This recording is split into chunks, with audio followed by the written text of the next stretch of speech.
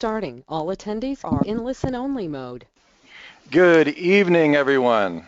Russell Wright, Network Empire Director's Cut Project Breakthrough, with my dear friend Sue Bell, and longtime business partner, multiple companies, multiple lessons along the way, awesome search engine company and software company, and of course, the infamous, the one and only, Jimmy Keller. Also here, coming live from Austin, both of them coming live from Austin at this point. I'm actually in Prescott, Arizona, overlooking the beautiful city and having a great time. I was not sure I was going to be here, but here I am, and I'm glad and privileged and honored to be on this call with everybody. Let's do a sound check. Can you hear me, or have I been talking to myself again? Give me a 1 if you can hear me, and a 2 if you cannot. 1, yes, you can. A 3 if you can hear me. Yeah, and a 3 if you can hear Sue. And a 3 if you only want to hear Sue and wish that I would shut up. Okay, I'm watching you guys. I'm Jazz. I'm booting you off of the call. Click. Just kidding. No, you're awesome. You guys are really, really fantastic. Now, this is a really extra loaded call, and so we're going to probably have to jump right in. Now, please be advised that we do have a couple of backbones here carrying this call. Sue is in the middle of moving all kinds of stuff, so she might be in and out. So if you lose any one of us at any one point, we will figure it out from there. Jimmy, how are you tonight? How's everything? Pretty good. Not too bad. What's on your mind? What deep, dark SEO secrets are happening in your brain today? Well, it's funny you should ask. I thought you, of all people, would appreciate this. Let me see if I can find my screenshot. Oh, I would appreciate it. It's got to be slightly more, if not completely more, than what Sue would let us show. This isn't, let's see, that's a little blurry. Let me see. Is that like SEO porn? There is such a thing as SEO porn. Can you see that? Yeah, what is that? Looks like a toroidal drink. It kind of looks like it. Is that your magnetism? New SEO? Oh, it's magnetism. Oh, that looks like a Tesla coil, like an inverted Tesla coil, or a rodent coil. Michael Faraday. Oh, it's a Faraday vortex. Yes, his experiment. Oh, yes. And as many nerds do, I was sitting around watching some of his videos. Awesome. And I thought about this, and it gave me some ideas for some DAS concepts. Interesting. This is one of the reasons, you guys, that Jimmy and I get along, because I actually have a Faraday cage in my office. You guys have seen the office where I have my video, and I have the dodecahedron stellated zoom tool and all that. I actually have a Faraday cage there for various reasons, which are not related to SEO at all. Somebody said it looks like a bong, Jimmy. It is. Shane is saying it looks like a bong. It kind of looks like it, huh? Shane, it's no, Peter well, said that. I'll show you the other blurry screenshot I took. Maybe this. Peter Coyle, how would you know what a bong looks like? A little better. I thought everybody was. Oh, that's really funny. Jazz, the metal rod's going around the magnetic field. Oh yeah, that's cool. So now we have what's called a Faraday SEO technique, right? Yes, this is specifically meant with some semantic web ideas. Now I know it's really a trip for you guys, but Jimmy and I actually did. I think Sue was there too. We actually sat around and looked at the Rodin connectors of using Bucky Fuller's model and some asymmetrical models for stacking in 3D, which was very, very cool. So even though we're sort of kidding with this, we're not kidding that much. There is a relationship to artificial intelligence and recursion. And recursion is, of course, maintained in the curvature of the relationship in the dodecahedron. Now, if you guys care about that, you seriously are strange. Okay, and we are. So, by the way, what does this have to do with how I can make money in 30 seconds from now, Jimmy? Well, I was just thinking, so I could give a backstory on DAS a little bit. So, yeah, please do. Let's get into it. When I came out with that technique, that was back in the 2009 era. And back then, that's when the first Penguin had kind of rolled out, and people were like, what the crap, what's going on in the search engine? Our main money sites are in the toilet, mass chaos. And sitting around and trying to look and find answers to questions, I realized that, there's no, it's a lot of people taking guesses and stuff. And so I tried to envision at that time, if Google got rid of links, what would they look at? And that's when I started thinking of the domain authority at the time, because there wasn't really any, this predates all their studies and all that other thing, but I see a lot of it in the same way that you look at this. There's that magnet in the middle would represent any specific keyword, and your site would be the metal rod that's going around these magnetic fields. And then the fields are just a way to, connect the dots. Where back in the day, we'd just take the rod and like plant it right on the magnet. It's like the old style of link building. But as we move into semantic web and things, I really think it's going to be more of a relationship type feel. And so that's what I thought of when I was watching this video. I took this screenshot because I was like, Yeah. Had me thinking on some other tactics. Planes, absolutely. And I know, as crazy as this sounds, you guys, because we're going to jump right into these questions here, and we'll speaking of grounding, we're going to get it back and grounded. But believe it or not, there's nothing more grounding than the study of how geometry works with magnetic fields. I've got many, many, many years in this research, and some of you who know me personally have heard where I came from and before I was involved in SEO. What is interesting is where you have nonlinear relationships across multiple data points, you have a similar thing with virtual fields, with 3D fields or paramagnetic field effects. And so there is actually a relationship to some of the math and quantum physics to the math that Google uses for artificial intelligence. And you can talk to Sue about things like the regret algorithm and hard AI. I don't know if you guys have seen this new movie out. Have you guys seen Ex Machina? Ex Machina, am I even saying it right? Brand new movie out. Anybody seen that? Give me one if you guys seen that movie. Jazz saying it's on her list. Yeah, ooh, lots of people. Now, some people are going to love it, some people are going to hate it, but the interesting thing is that Larry, Google's CEO, is one of the main characters in there. They call it Blue Book, though, and he actually gets killed in the film, trying to create an artificial female. And what's interesting about it is all the discussions about the Turing and how would you, the Alan Turing, how would you recognize if you were talking to artificial intelligence? Well, these are all really interesting things that are crossing over into the realm of algorithms and artificial intelligence. In other words, Google wants to become an artificial being that can automatically tell if it's talking to your robots. And what is your robot when it comes to SEO? Your robot is crappy, fake, artificial algorithms that are easy to recognize as robots, right? So everything that Jimmy and Sue have been talking about is really all about how good, when it comes to SEO, how good is Google at determining whether they're seeing robotic effects of your manipulation, and how good are you at recognizing when Google is using robotic effects to breach your identity or to find out what you're doing? So we are really moving into a time where hard AI or hard intelligence is going to be a part of SEO. In fact, I'll never forget when Sue was telling me about natural language processing. She has a very interesting background in semantics and artificial intelligence, and that's how ThemeZoom and some of our more expensive algorithms to process came to exist. And she was like, oh yeah, didn't you know that LSI, which everybody uses LSI now in SEO, right? LSI is actually a part of artificial intelligence. In other words, if you look at the categories under AI, LSI is an early form or a soft form of artificial intelligence. So that's kind of cool. And I just wanted you guys to, think creatively about that. Dave Key says, LSI, doesn't that cause hallucinations? David, I did not say LSD. Dave Keys always has to be such a smart ass. Like, I think I'm being really, really smart, and then he's just got to make some comment like that. That's awesome, Dave. I appreciate it. All right, Sue, I'm stepping out of the way. Do we want to jump in? Jimmy, do you have more to expand upon with this? Well, it just...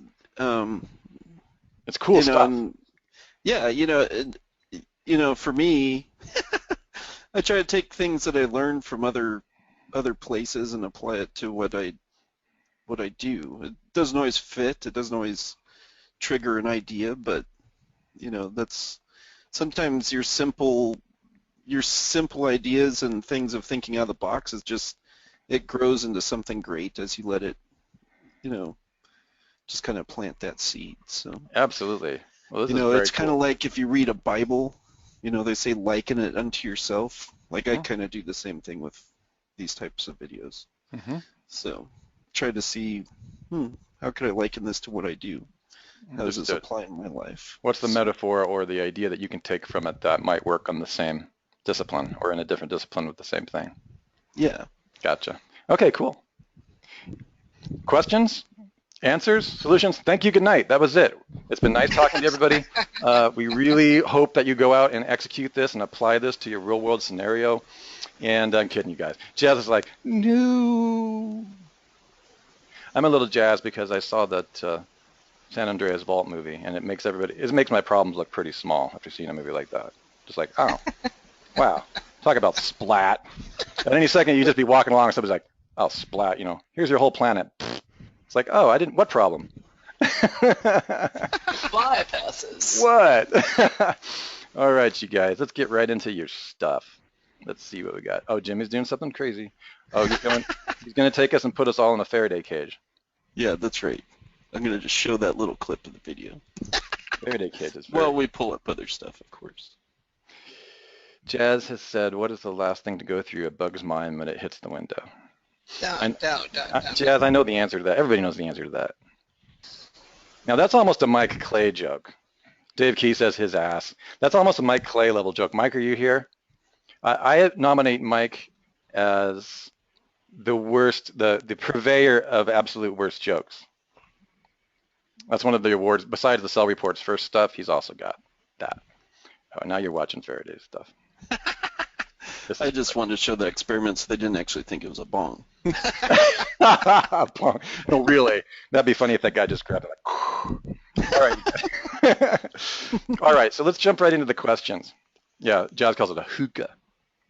Hate it. Okay, let's just jump right in. All right, so we are looking at June 9th, 2015. What is your name? Please rate your question. No, that's not the actual question. Patrick, you got more questions. Let's just go ahead. Patrick, are you here, first of all? Okay. I have a client money site that I can't get past page 2. I'm pretty sure it's been infected. www.sentinChatbox.com. I like that. I wonder who owns sentinChatbox.com. I'm stuck. Been working on it for months. Please help. Well, let's see. Didn't we have somebody who was already, didn't we halfway process somebody last week, Jimmy? Yes, we did. That was Patrick. And I still have all of his stuff. Oh, it's the same guy. So we can always go through that one. Nice. Nice, we could. He's probably talking about that one. He's probably still talking about that one. Yeah, so we could go over that tonight. Do you care, Patrick, if we share that, share the site and all that for the process? I think he didn't last week. He might have changed his mind since now he's obfuscating that URL. I don't know. It doesn't seem like he's here. So he's fair game. No, just kidding. Let's see. Shall we move past the next one while we're getting that one ready?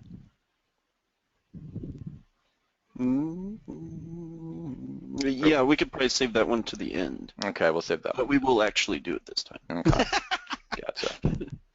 Mike Broadwell. Mike is such an awesome guy.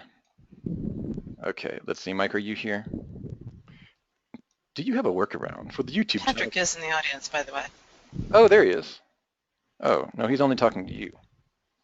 Oh, no, there he is. He's not. It's not that he's chatting. It's that. Oh, he did. Oh, there he is. Hi, Patrick. Patrick, what is the deal? Are we supposed to hide your? Are we supposed to hide your site?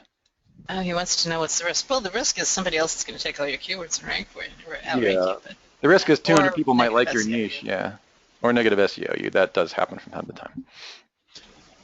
Well, and this one specifically, so this went out in Mike Long's email. I don't know if people remembered this from when he sent this out. What was this it? was kind of Chris Marshall. Okay. And this is a question that gets asked a lot when they get stuck on page 2. Oh, nice.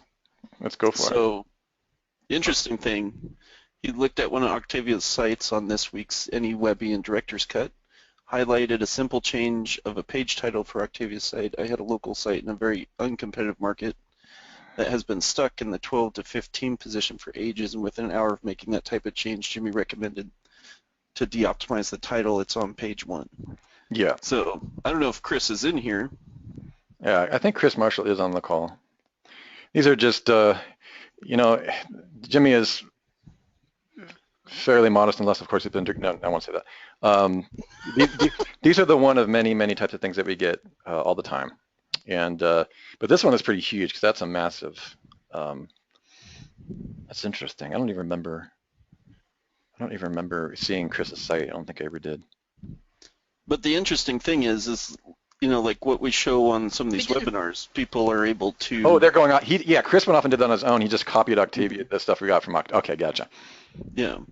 So, and basically, and I know we've talked about this on other webinars, but basically if you get stuck on page 2, you're over-optimized for the keyword. So that can be one of 2 scenarios. So scenario 1, you've put that keyword too many times in your titles, in your meta description, in many URLs of your site. Yeah. So it could be any of those. So you've just overdone it with the keyword and talking about it on your site. And that's a quick check you can do using Screaming Frog.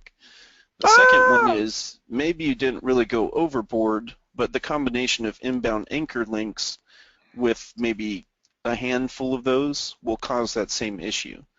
Gotcha. So whenever you find yourself getting stuck on there, you've overdone it. You haven't overdone it enough to get really badly slapped, but it's more, I call it a suppression penalty, but that's what you want to look at whenever you get stuck on page 2. Those are the things you want to look at. Understood. Gotcha. Oh, I want to thank everybody who's still coming into the room while Jimmy gets into these many, many success stories.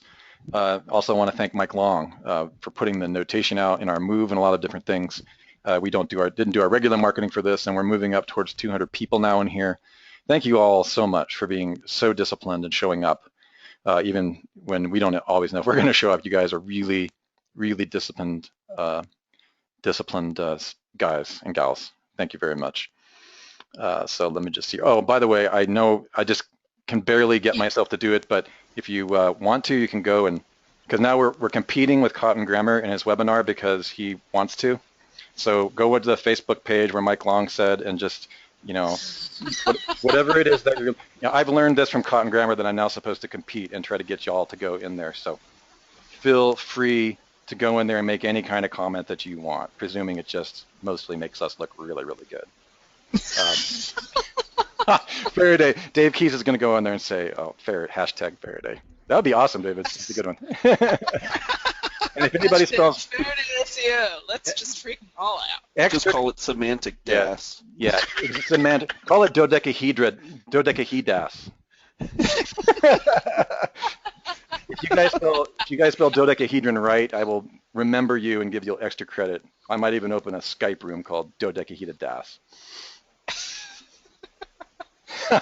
All right. Anyway, thank you so much. I just had to put that in there because somebody on my team, I'm not going to say who, complained that I didn't promote our little Facebook page, a little Facebook status update a little bit more. So now I've done my part. And back to Jimmy. All right. No, Brian, we're not. We're always I'm just crunching on ice. Brian, Jimmy's eating ice. That's about it. So he probably has a. No, we don't have any need to smoke anything, Brian. Our brains work like this when we're normal. Don asked an interesting question. What's that? He said, how many times is considered too many times for keywords in the meta title and URL? Mm-hmm. You only need to have it. So like this is a thing. This is what I've noticed from link building lately. I feel that Google is really favoring inner pages as opposed to home pages. So what I mean is, if you really want to rank for a specific keyword, you could put a little optimization on your homepage for it just to go over that topic, but really create a dedicated page and optimize for it internally of your site. And that seems to be going a lot easier than trying to force it on the homepage. So, and the biggest thing is like people just typically overdo it. You only really need to have one real relevant page for any given keyword on there. And of course with that keyword, you want to make sure you're getting your the right co-occurrence and other types of pure diverse LSI in there, because those can all help you rank and rank for other terms as well without overdoing that keyword. So I know a lot of people, when they think of LSI, they're like, oh, long tail, long tail, long tail. Right. Like, just take that and throw it out the window. Don't think of it as my LSI has to be a long tail. So we would go after cheap car insurance quotes, cheap car insurance for teenagers. That's too much cheap car insurance. We're going to do cheap car insurance. We're going to do affordable auto insurance. We're going to do discount automobile rates, stuff like that. All of which, you can do drills for using TLKT like we've shown on some of the other webbies. So, and that goes with link building too. When you're doing link building, just don't go after the same keyword over and over. Tell a story using your keywords. Think of it as like, what are other ways I can say this without actually saying this keyword? Right. But make sure you do your optimization for the main keyword that you're doing. I don't know if that's confusing, but that's really what people have to change in their thinking. Okay. One thing just came up, but Dan has said, I think it was Dan or Rookie here, what is LSI again? I'm sorry, guys, I got to stop making assumptions. I'm going to go ahead and drop our wiki definition to latent semantic indexing. It's just a keyword definition. Go ahead and spend a little time with that. I'll go ahead and drop that in while Jimmy's continuing here for everybody to look at. Definition. The interesting thing is that Jimmy uses the term LSI keyword, which doesn't really have anything to do with latent semantic indexing. It simply means a thematically related keyword. Yeah, so we really got some definitions. We got everybody on the team has a little bit different way of saying things, but Sue would just call what Jimmy calls an LSI keyword, Sue calls a theme, a theme relevant keyword, right, Sue? Is that correct, or am I wrong? Right, and I should redefine it to say my LSIs are pure diverse. Yeah, pure diverse is not, well, vague. No, that's really going to throw. Hey, Sue, I think you were muted, but when Jimmy says LSI keyword, you really mean theme relevant, a theme related keyword, right? Yeah, thematically related. So Yeah. it's something that's It's more like try.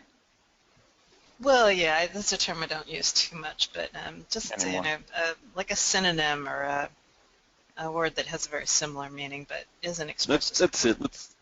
I mean, I have a definition. Look, you guys, Let's just clear it. I have a definition of pure diverse. Like, I can talk about it, or we can just show them. Yeah, you can talk about it, exactly. I will, while Jimmy's actually showing you guys, I'm going to drop the definition of pure diverse in the screen since it was a term I invented, and I will drop it in there and make sure that you guys have the ability to look at it, okay? That way it'll make a little bit more sense. It was invented by us in 2006.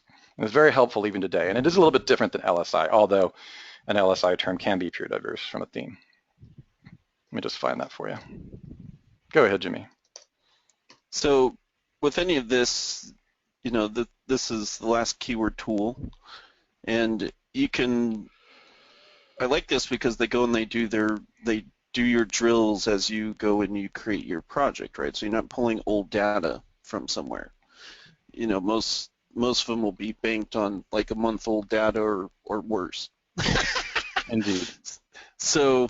And that doesn't help, especially if you're going into areas that, it might be a newer keyword, something that's trending, something that's not really known. Like, right. That's where, your fresh data can come in really handy. But nonetheless, I wouldn't want to link build on stuff or build a page off of stuff that's old than when the time I'm working on it. So let's just pick something here. We could do, I don't know, what should we pick? You do like GPS tracking devices, something crazy. So, and there might not be too many pure diverse, but they have these cool filters that they've built into this, right? So there's two ways to look at it. When I optimize for a page, you're following what Sue likes to call the money. You're following money when you're optimizing for your money site, right? Or maybe it could be a 2.0 that you're also wanting to rank in conjunction with it. So those are the things that I look at when I'm optimizing a money page. And when I do that, I usually will use like Jimmy's supporting keywords, or you can do, where's the other one? Is it highly relevant? Highly relevant, yes. And then there's also suggested silos. Those are the 3 filters I look at because those help me get to the money. But I use a different thing when I'm going after backlinks because I want the co-occurrence to be higher as opposed to where the money is. So highly relevant, let me see. So you apply this filter, and let's just say I'm creating a page on my site about GPS tracking devices, and that's my main keyword. And so when you come in here, your LSI is dictating, where your it's automatically filtered for this. So this tells you the most important kind of keyword and where it is in relationship to this other main keyword. So GPS tracking is very important to be on with GPS tracking devices, which is obvious, right? Because it's inside the keyword. But what I like to do in here is try to find ones that aren't necessarily the same word, but you're following the money and still have high co-occurrence, and that's what I put on page. So when you look at this, I'm not looking for long tails, so what I would pick out of here would be, let's see, and it's not much variety on this keyword, so it might be a difficult one to kind of show. Yeah, I mean, pure diverse is not always going to be there. It really depends. Yeah. Pure diverse means neither word in the mid tail or long tail is contained in the seed or the original, but it still means the same thing. See, GPS locator might be kind of good, but right here in this column, you're seeing like how much people are willing to pay for a click on that. So typically what you want to do is follow the money, because if people are willing to bid this high on some of these, like GPS, well, that's the main keyword we're going after, but this gives you other ideas of other keywords that would be quite profitable if you rank for them, right? Jimmy, we're asking for a definition. Co-occurrence. Graham is asking for the definition of co-occurrence, which anyone on our team can give him. Co-occurrence would be where a specific group of keywords continually show up on ranking pages in the SERP. So they're common phrases that are very commonly found as you look through all of the other pages on the internet. Right. So what we do, you guys, just for this software, is the way Sue has designed this is that, not to get too boring, but it's actually pretty exciting. It scrapes literally thousands of pages. And if the keyword you've typed in, like for instance here, Jimmy has put in GPS tracking devices. If after parsing thousands of pages related to that search query, we find more and more words, almost like a keyword density more or less, but it has to co-occur with the word. When we find words with that word consistently, we give it a percentage. That's just like super basic, like for dummies version of co-occurrence. So if somebody is saying, if somebody is using the word GPS, what is this term? GPS, whatever. Every time they say that, they say alarm system. Then we know that's, and they say it like on 80% of the pages out there, we know that that's a high it's co-occurring or occurring with that term that you research. So it's almost like you're in a room where there's a conversation happening and people are often using the same word around another word. Does that make sense? And the percentage is simply just how often you tend to use that word on a page with that word that's being researched. Does that make sense, guys? Gals, give me one. Yeah, okay, cool, you guys got it. Awesome. So yeah, and we'll show you another cool thing that's in this too. I know this gets a little bit off questions, but it's still kind of fun just to go over. So if you have fitness, right, so I changed this because somebody's like, let's get something a little bigger so you can actually see it as opposed to everything being GPS, whatever. So let's say we're trying to rank for fitness now. So I went and clicked on my highly relevant filter, and it organizes it for you down here. And so now we can see that these are the most important words that go with fitness specifically. Okay, so if I was doing this on my money site, what I'm looking for is stuff that's also going to be along the same lines, but very high money. So you're looking for searches, and I look for searches in combination with your cost per click on the daily basis, right? So let's just see. Like fitness center gets pretty good, but that's quite a few clicks for the bid there. But I mean, you get other ideas here. You have a workout plan. Workout plan is, that's at $11.57 a click, and it's got 266 searches a day. That's pretty dang good. Yeah. You can see brands in here, Anytime Fitness. Obviously, you probably wouldn't pick that because you're not going to. I usually won't go head-to-head with a brand right off the bat. I usually will build up to it. But so those are kind of keywords that you're going to pick when you're looking. I would pick out workout plan because it's a pure diverse. And then you just try to get some of these other ones. I'd do like fitness exercises, fitness training, exercise workout, and then I would grab the workout plan down here. And I would throw all those onto the page I'm trying to rank for my fitness, right? Because we'd just pick 3 of the top 5 most highly relevant terms to go on the page, and they all have pretty decent, click-throughs on money. They're all about the same. But, like when you might see something in there that's like there's no bid for it, it's highly relevant, but you might skip over some of those if there's no money, because when I rank a page, like not only will I go for fitness, but I'm going to go for all these other keywords from that same page on here, right? So I do kind of the opposite when I go in to do backlinking, because I know if I optimize everything revolving around fitness, it's going to be in the URL, in the title, in the H1, and at least once in content. So now it comes down to backlinks. When I do backlinks, I'm not going to want to come in and start doing like best fitness exercises or super fitness training or fitness. We don't want to do that. So I come up here when I'm doing that and I pick, I do the Jimmy supporting keywords. So these are ones that still have money, but I'm trying to find more pure diverse type stuff, right? So this just pulls up all your pure diverse. So these are also very highly relevant for that term, but now when I use a backlink, I'm not going in and saying fitness this and fitness that. I'm doing exercise workout, exercise training, which Google recognizes being very closely related to fitness. And so when I do my anchors, I don't necessarily have to worry about, oh crap, I overdid it on fitness. Right. I overdid my optimization for fitness on the page, and now I'm stuck on page 2 and I can't get on page 1. Right. So that's the whole reason I set it up like that from the get-go, because then I'm not worrying about, oh crap, what's my percentage for this keyword? Mm-hmm. So yeah, if you think writing for percentages in the old content keyword density days was a pain in the butt, try managing your percentages and your anchor keywords and your backlinking. Yeah. Like, really? So a cool thing, right? So they have all this list of keywords for these co-occurrence. So the co-occurrence that we've been talking about, the common terms on all these pages across the internet.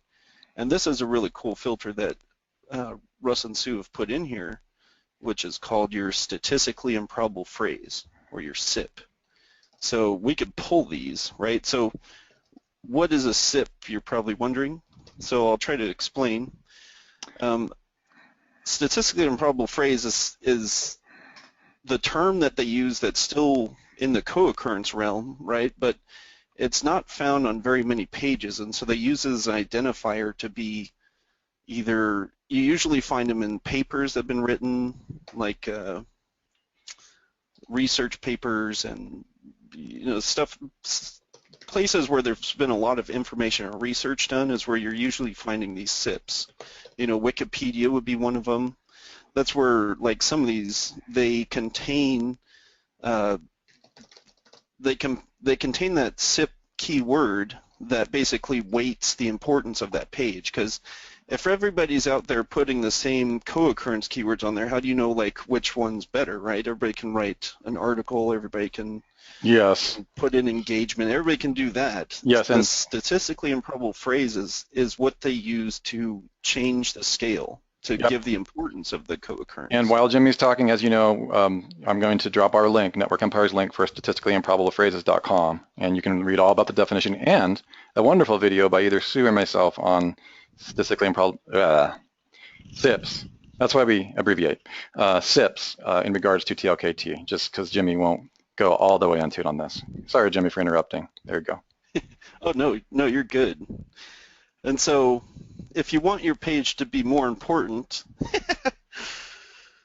both on your money site and possibly your backlink sites, I suggest putting a SIP in with your pages that you're using for your backlinks and your money site, because that's going to put that same importance factor on your pages. So it's kind of like if you link out to an authority site, you're doing the same thing by putting a SIP on your page, because it's a it's a very uncommon term that's only found in like most of the research papers out there. So Yeah. it looks like an authoritative page. Amazon was the first to really start using it in terms of you guys probably remember back in the day when Amazon had right on the product page. Does anybody remember that?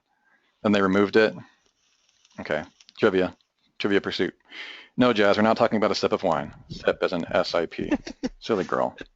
And you'll notice, like, you'll see a lot of brands that come in through here, right? Like, these are all these gyms and Right. stuff. I don't pick the gyms, just so you guys know. Like, we're not out there to promote other people's things, but this would be a great one right there. I can easily put activity calorie calculator right there on my fitness, even if it's linking out to another authority site. Indeed. Indeed. So I love statistically improbable phrases. That's why I put up a whole Yeah. website on it. Because you can really do some interesting things with it. Some really And interesting things. There's more deeper things that we go into. Yeah. But that gives you guys like the overview. That's Yeah. like the flyby. Exactly. All right, you guys, what kind of questions? We have so many questions coming in. Now, I'm hunting, a couple of you have asked, I know a lot of you are thinking, okay, you guys keep showing us the last keyword tool, but how do I make a silo website out of that? It's probably one of the most common occurring things. The good news is we have some awesome new videos coming as soon as Sue gets tucked down in a new place, and Jimmy and Sue and I are going to talk about, we're actually going to create the videos. But for now, I'm going to try to drudge up the current videos that we do have on it in the wiki area, and I'll drop them here as well. They're oldies, but very, very goodies on how to use TLKT, because TLKT, the last keyword tool, does not have the function that Kraken has, called the Kraken Blueprint, to automatically generate those silos and then import them into the plugin, whereas Domain Web Studio does have the auto export as well. So probably the most confusing question we get about our products is like, what exports as a blueprint into our plugins? Well, that's DWS and essentially the Kraken Blueprint. But you can also do some manual stuff here, and I'll drop that video. I think it was for you, Michael, on how to do that. Thanks, Jimmy. Yeah, no problem. And this is a look at Kraken so this takes what we kind of showed you on the last keyword tool and kind of puts it on steroids, right? So this is where we start getting into integration and you get into real data mining. This also will tie in with the things that you're going to learn through Mike Clay's course, and how he's able to sell this without even doing the SEO up front. So you really, Damn I mean, it's just pure genius, Genius. Sage. So, when you look at these, you can just kind of see like how these work and how they're going to lay out. This isn't a completed one right here, but it's the start of my silos and everything. So, and you get tons and tons of information out of these. It's instead of like doing some drills at a time, like here's your money keywords. Here's your total search market value right here. This shows you where your money is, right? Like, Yep. If I was going to pick one of these 5 silos, well, food facts sure does tie in well to nutrition, so that's going to be one of my silos, right? So you just Indeed. add that sucker to it, Oh, and hey, then you once jumped over to Kraken. I didn't even notice that. Oh yeah. I figure it's like we talk about crack sometimes. I don't know if we've ever kind of shown them. I don't talk about crack. You might talk about crack. So, this kind of gives you, this is very handy when you need an overview in a market that you're not familiar with. So Indeed. like what keywords they go after, instead of going and doing individual drills like what you would do with last keyword tool, you just use Kraken and just get the entire market in one fell swoop. Right. Right. So that's where you would go to Kraken in that sense. So hopefully that gives you guys kind of an idea between the two tools and when you might use what. But then, you know, you can export this and you can import it using the Silo plugins. Yeah, and probably the biggest challenge we have, which is one of the things that Sue is dealing with in all of the rewrites that she's madly putting together, there's so much going on, is that you can import both the last keyword tool into DWS Silo Builder, and you can also import Kraken. So you have your choice of how you can, and you work with them both slightly differently. So that's one of the reasons that we provide training on these types of things, is that we really do. Yeah, Jazz didn't even know. Jazz, are you making fun of me? You actually knew that, didn't you? You seriously? My marketing's that bad? Like you didn't know that? Yeah, it doesn't surprise me. Okay. Yes, both Kraken and the last keyword tool that's how you get the keyword data into DWS Any Silo Builder, okay, which is the software as a service we provide that allows you to actually put your own spin on the keywords and determine how much things cost, and even put your own conversion rates and the number of visitors. Really, that's a whole nother level up of kind of enterprise level if you want to start sculpting the data on your silo site based on your expected return on investment. Both of those you can import either software. But you don't need to. You can also import those, you know, export both DWS and Kraken into the Silo plugin, including the new and improved version that we're about ready to launch, very easily by a single file. So we have more than one way to get into your Silo blog, into your plugin. And I must say, you guys probably figured it out. You know, yeah, it does cause me some problems on the help desk because we've got more than one way to skin the cat, and it's frustrating. And so what I'm trying to do right now is, because everybody needs something a little bit different, and other people have really, really big sites, whereas other folks have really, really small sites, right? So we have to make sure that you know there's more than one way to get from more than one of our softwares directly into your Silo plugin. Okay, and if you have any questions on that ever, that's what we have the Skype group, the Director's Cut, Network Empire, Genetic Hybrid Skype room. Okay, you can contact me in there at ThemeZoom, one word, and there's always somebody there trying to help you guys out with that. And as we get our videos together and more perfect training, we'll be able to run you guys through all that stuff. You're welcome, Jazz. Yeah. One other thing that I love about TOKT, and then we'll jump back to the questions. This is something that's cool for me. So like I can take what I know the site's converting at, so I can take the percentage, and I can take my you know, the affiliate commission and everything, and you can put that into 30 days or what you'd make daily based on these numbers, and it's going to spit you out what you'd make on any particular keyword.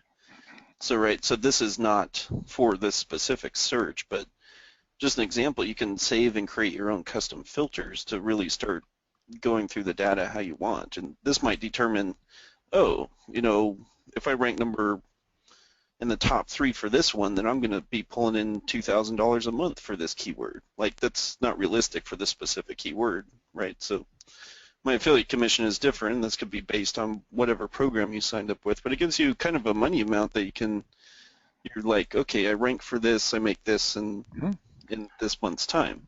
Yeah, and you base it off your conversion, and it's great. That's right. And if you're at a more agency level or you want the big guns, Kraken goes one step past that, which is not something that everybody needs, which is why we have 2 apps. It actually gives you the total value of the total search market value of the keywords. Just go over to the Kraken thing for a second, Jimmy. I just want to show them that because people are always amazed because my marketing is so bad. Go to VOMA, click on something, nutrition. Yeah, actually, he has it right in the top screen, but in the upper right-hand corner, what Kraken does is it goes out to 50,000 pages, pulls back all the keywords with cost and click, and then determines, okay, if the keyword is nutrition, all the only valuable, what Sue calls interesting keywords in that gigantic pile of money, okay, the total search market value, if you were to rank on the top 5 positions for all keywords in the entire vertical stack market that we pull back from everything that Google has, is $79 million. Okay, that's total. That's paid and organic. The organic value of that entire market would be $71,000. Of course, that goes down a little bit. And the organic rank value maximum would be if you were in the, I'm sorry, Sue, are you here? Nah, she's doing some stuff. I've got a little bit different. The organic rank value max is a slightly different number than, Sue, can you remind me the difference between organic rank value max and organic market value on Kraken? Yeah, the organic rank value This was back in the days where you could only rank for 2 positions. Yes. So that would be if you were ranked for position 1 and position 2. Correct. Okay. The organic market value is in the value of all the searches. Thank you. And Thank you. then the total search market value is all the searches and all the pay-per-click traffic. Thank you. All right. Yeah, I had forgotten the organic market value. We created that at a time when you couldn't build a roadblock like Jimmy does with a lot of the terms, or he's ranked for all 9 terms. Right? He's done that to me before, and it really pissed me off. Okay. So now basically organic market value and organic rank value are the same. Yeah, exactly. Okay. So that's something They we'll created my own TSMV. But I wanted you to, no, it is true. Yeah, we got to actually make one for you. But it is true, you guys, that in the whole salary reports first idea that we teach, I want you guys to know it is something we're exposing with Mike Clay's stuff.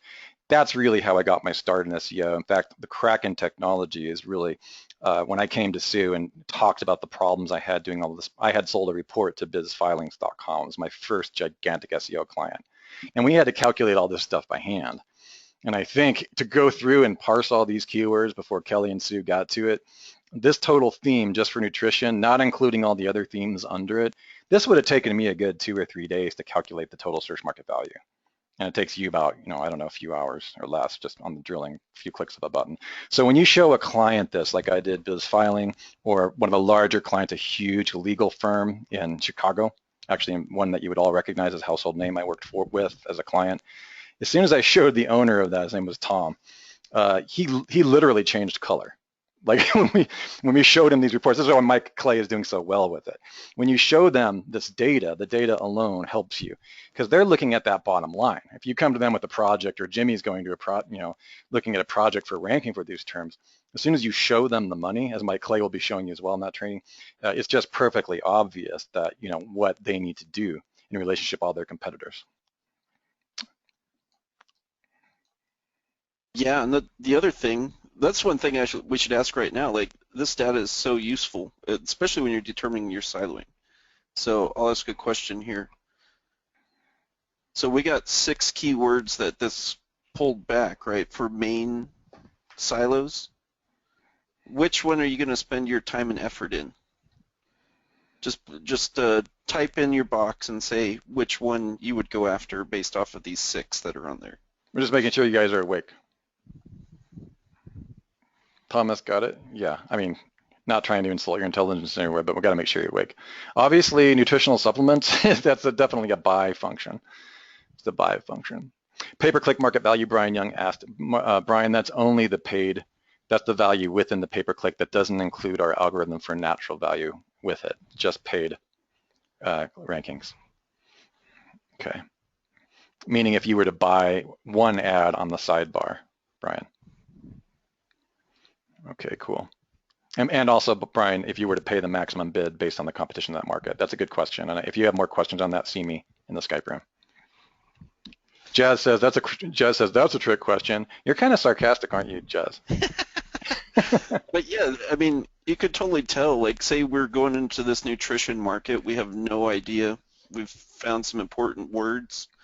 Like, we could see where the money's at at a glance. We haven't gone beyond this, right? So we haven't determined links and we haven't determined other supporting pages and all of this, but I can tell exactly where I need to put my time and effort for the big dollars. Mm-hmm. And likewise, I know where I can put my time and effort if I want to rank quickly for lower competition stuff. And this is actually, yeah, and this is a great time, Jimmy, to mention that you guys, if you and gals, if you were to be totally crazy and decide that you wanted to just do this entire thing, like you wanted to swallow the nutrition market whole, that's why we call it that.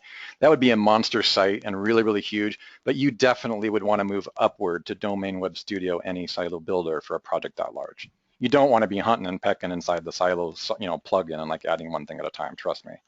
At that point, you're going to want to scale. In fact, I don't even know, you could output it in Kraken here in this blueprint, but if I was doing a site that big, usually, and Mike Clay will speak to this too, usually your client's going to want to have a knowledge. You're going to want to sculpt your data with your average, how much is your product cost? What is your expected, how much profit do you make on your product? We provide all that in the enterprise level silo builder.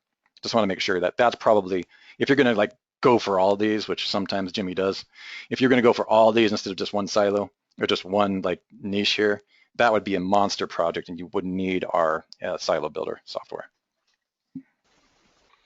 You mean there are And people who don't go for everything? Sue, Well, how did I know you were going to Jazz is asking, like, when...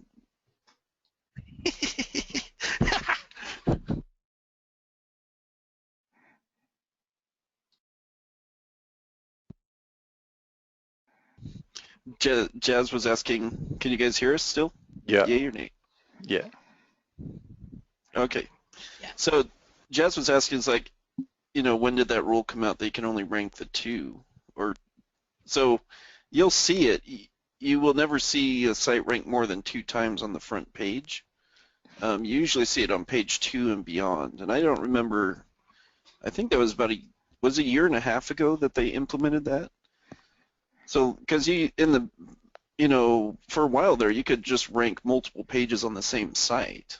So like one site could take up 5 or 6 positions, but they changed that. So even though it's important, that it can only take up 2 max now. This shows how long you have not been in SEO. So way back when we started cracking, you could only rank for 2 positions. So 2006, 2007, 2008, somewhere around the time that you started, they loosed the floodgate, and you could rank for way too many positions. And now they've clamped it back down again, which just seems sane to me, but hey. I know, I'm kind of new at SEO. These kids today. Right? I remember back when I was in school, I used to walk uphill both ways. 2005. I used to go to SEO conferences barefoot through the snow. Back when Rand Fiskin still had hair, and Bruce Clay didn't give away all the secrets at the conference. And I sat with Matt Cutts and brought him vodka, and he had literally told me the secret. That's true, you guys. Literally. Literally sat with Matt Cutts, and he said, "Oh, all you got to do is..." Okay. So, somebody says, Jazz says she's laughing so hard her stomach hurts. Okay, that's awesome. These kids today. All right, sorry, Jimmy. All right, so we'll go into the questions now. So, sorry about all the squirrels there, but sometimes I go off on tangents. You just have to bear with me. I almost feel like that was a product pitch, even though I had no intention of pitching any products today. I'm so sorry. No, I'm not. I wasn't even wanting to pitch product. I'm just, they want to know, if they want to know like what I use or how I use it, then there you go. There's there's an overview. So let's go with a couple of questions. We'll pull some people live. Oh yeah, let's do that. I think we should bring David Keys live just for constantly trying to distract me with these lewd comments. I think that's a great idea. I like listening. I like hearing from Dave. Yeah, he's good. But that's all right. Sue, where are we? I think Paula usually, this is the first time ever Paula says we can skip her question because it's a repeat.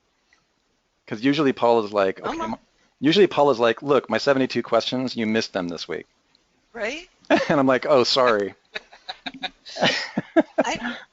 I wonder what she does, that she comes up with every question. She just sits around like every question that comes to her mind, she just like goes over to omg.software. And she just drops it in. It's excellent. Paula, will you be our question engine? Who else we got there? Yeah, she's got good questions, but she said that one's a redundant question, so we don't need to go for it. Zenith says, Jimmy, your tangents are great. Don't let anybody stop you from doing them. Okay, somebody says, Russell, shut up. Okay, that's okay, no worries. Jared says, no, I made that one up, but it's fun. Ira is saying, I still have a site with 4 first-page rankings along with the manufacturer that has the top 4 spots. On the same site and not site links? Ira, you're going to have to prove that. Really? Wait, Ira, you're not talking about the listing like for the main domain when you look up the main domain, are you? You're talking actual URLs? That must be a semantic. Are you sure you're not talking about the semantic thing? The micro? Ira, if you could send us that privately, I'll get it over to Jimmy and see what to look at, because I don't believe you. Sorry. I don't think you're calling me a liar, but I just think we might. I'm not calling you a liar, but I just think we might be talking about something different. And if I see that would be amazing, like it really would.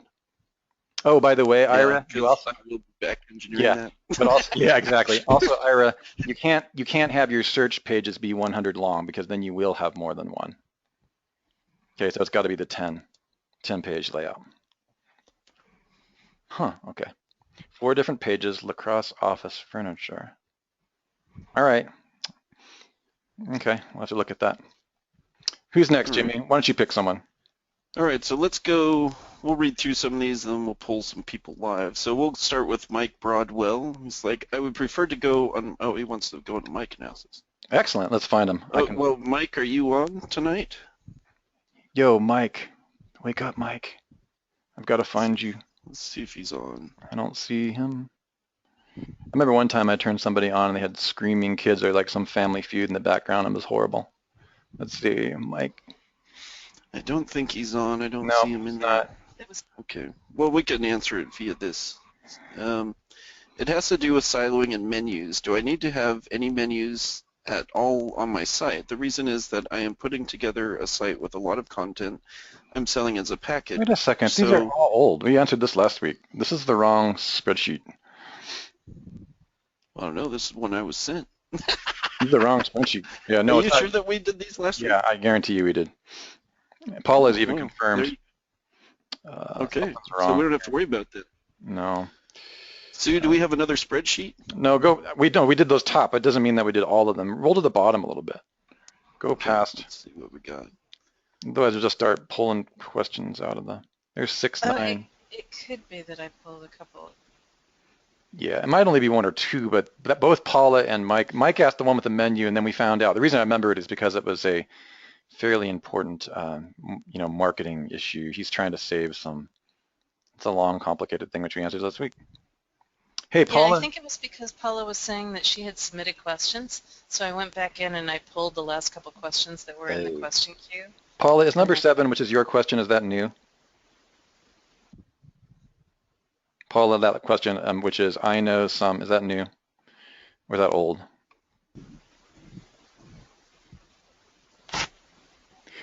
Okay, George is saying that 612 is new and beyond.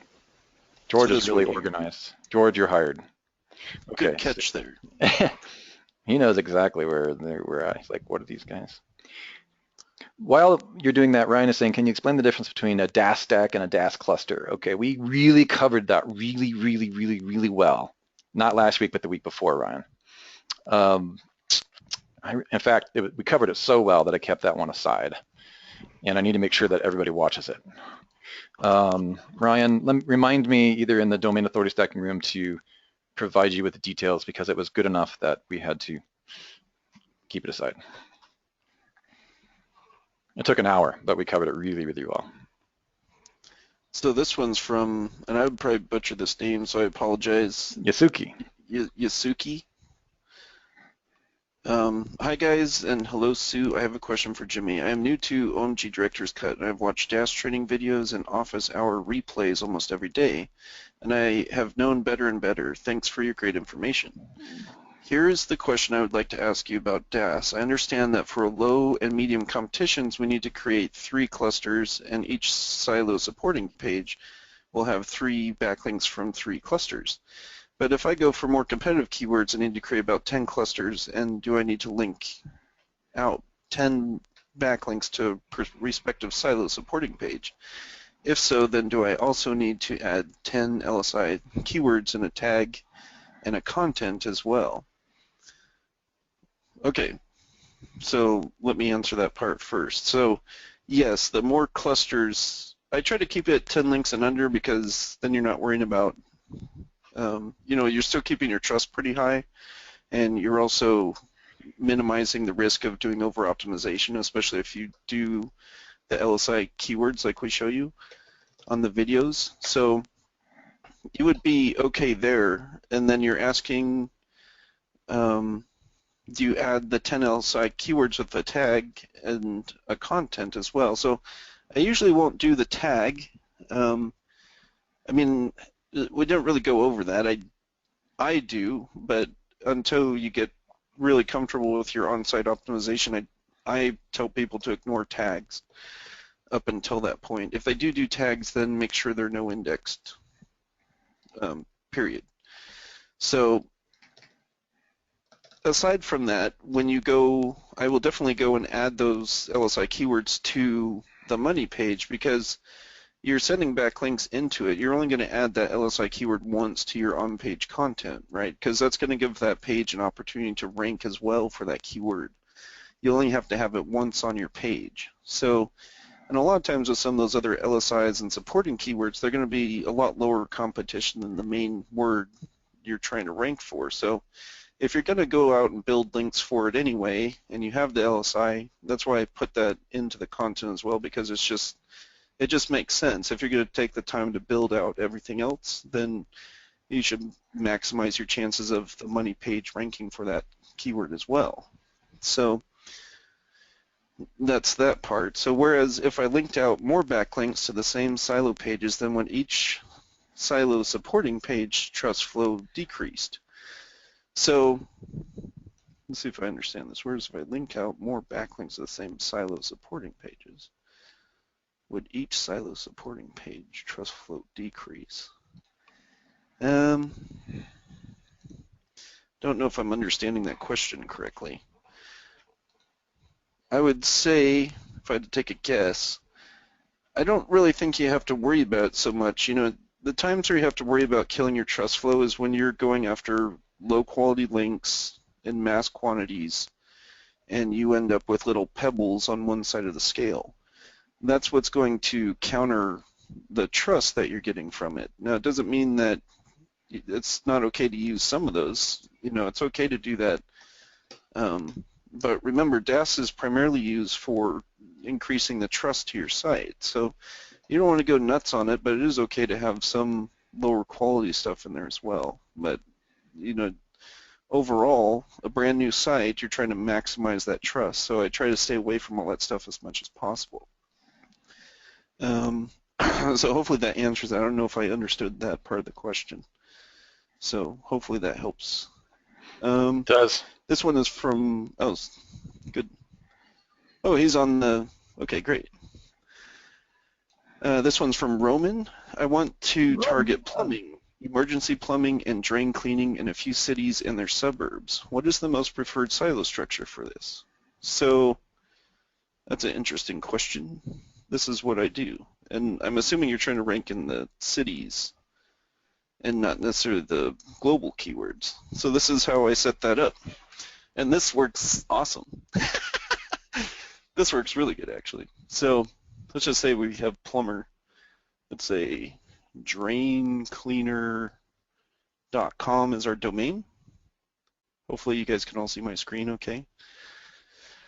So what I like to go into next is my services. So plumbing could be a lot of different things. You know, I don't know exactly, you know, they might just unclog drains or they might do pipe repair or who knows. It kind of depends on. So the next part of my silo, I do my, you know, main, this is where I start including my main keywords, right? So draincleaner.com/emergency-plumbing, right? So that's going to be my top level silo. And then any city that I want to do from there is going to go next in my silo. And then I will tell you what to do for ranking this because it's very simple. So let's just say we do Phoenix. So that becomes a supporting, so the Phoenix page becomes a supporting page for the emergency plumbing, right? Emergency plumbing is one of the main keywords you want to rank for, but we don't want to overdo it on the descriptor. Descriptor is your, you know, to describe something. It's your price, it's your location, it's what descriptor means when you think about it. So let's say we're going to target Phoenix and Scottsdale, and we can target Mesa, right, or wherever else that your plumber or city that you're going to go after. And if nobody's familiar with Arizona, these are all cities in Arizona. So this is what you would do. So now when I go to build my links, I have a lot of different targets that I can do, right? So I got my top level silo, which is here, and I have 3 supporting ones. If these are the main ones that I want to rank for, then it's very easy not to have to overdo it. Like you can send a lot of links just to here, right? So you can go out and just go and get your citations built. And you can throw, you're not going to go in and do like emergency plumbing Phoenix. Like if I do send links to this page, then I'll do something that's more like a broad match or a pure diverse. So I might hit it with emergency plumber or something along those lines. And of course I would be doing drills on the last keyword tool to figure out exactly what my pure diverse are. But as you do more of those broad terms, even though they're going to these local pages, like these actually will start to rank for the national terms. And this method has worked really well for me, but not only that, but because these are all in a silo, the link juice gets shared and you get that buoyant link juice going on. So now, even though I'm sending links to this, you're going to see all of these start coming up, right? So, and of course you can follow the dash structure too, where you're diversifying all of these different kinds of links. And I will never usually go in and hit it with like emergency plumbing Phoenix, because it's okay. Phoenix is probably okay because that's a pretty big city, so I would expect that there's searches for that, right? But if you start going to some of the outer cities, there's no way I would use that as a keyword, because I'm not so sure that people search for that specifically. Yes, They'd everybody. probably break out their phone and put in emergency plumbing. Yes, we know he means plumbing with a B and not with an M. Thank you for all of your corrections. He might also be trying to. He might. That was totally. I didn't even notice that. Okay, I missed my B. That's okay. You can rank for plume. My peacock Pluming. plumes. You can do the pluming. No, everybody was like correcting me. I just finally had to say something. I'm like, all right, you guys, shut I up. didn't even notice that. I'm just like typing stuff in. That'd be tragic. That'd be tragic. All your pages like pluming.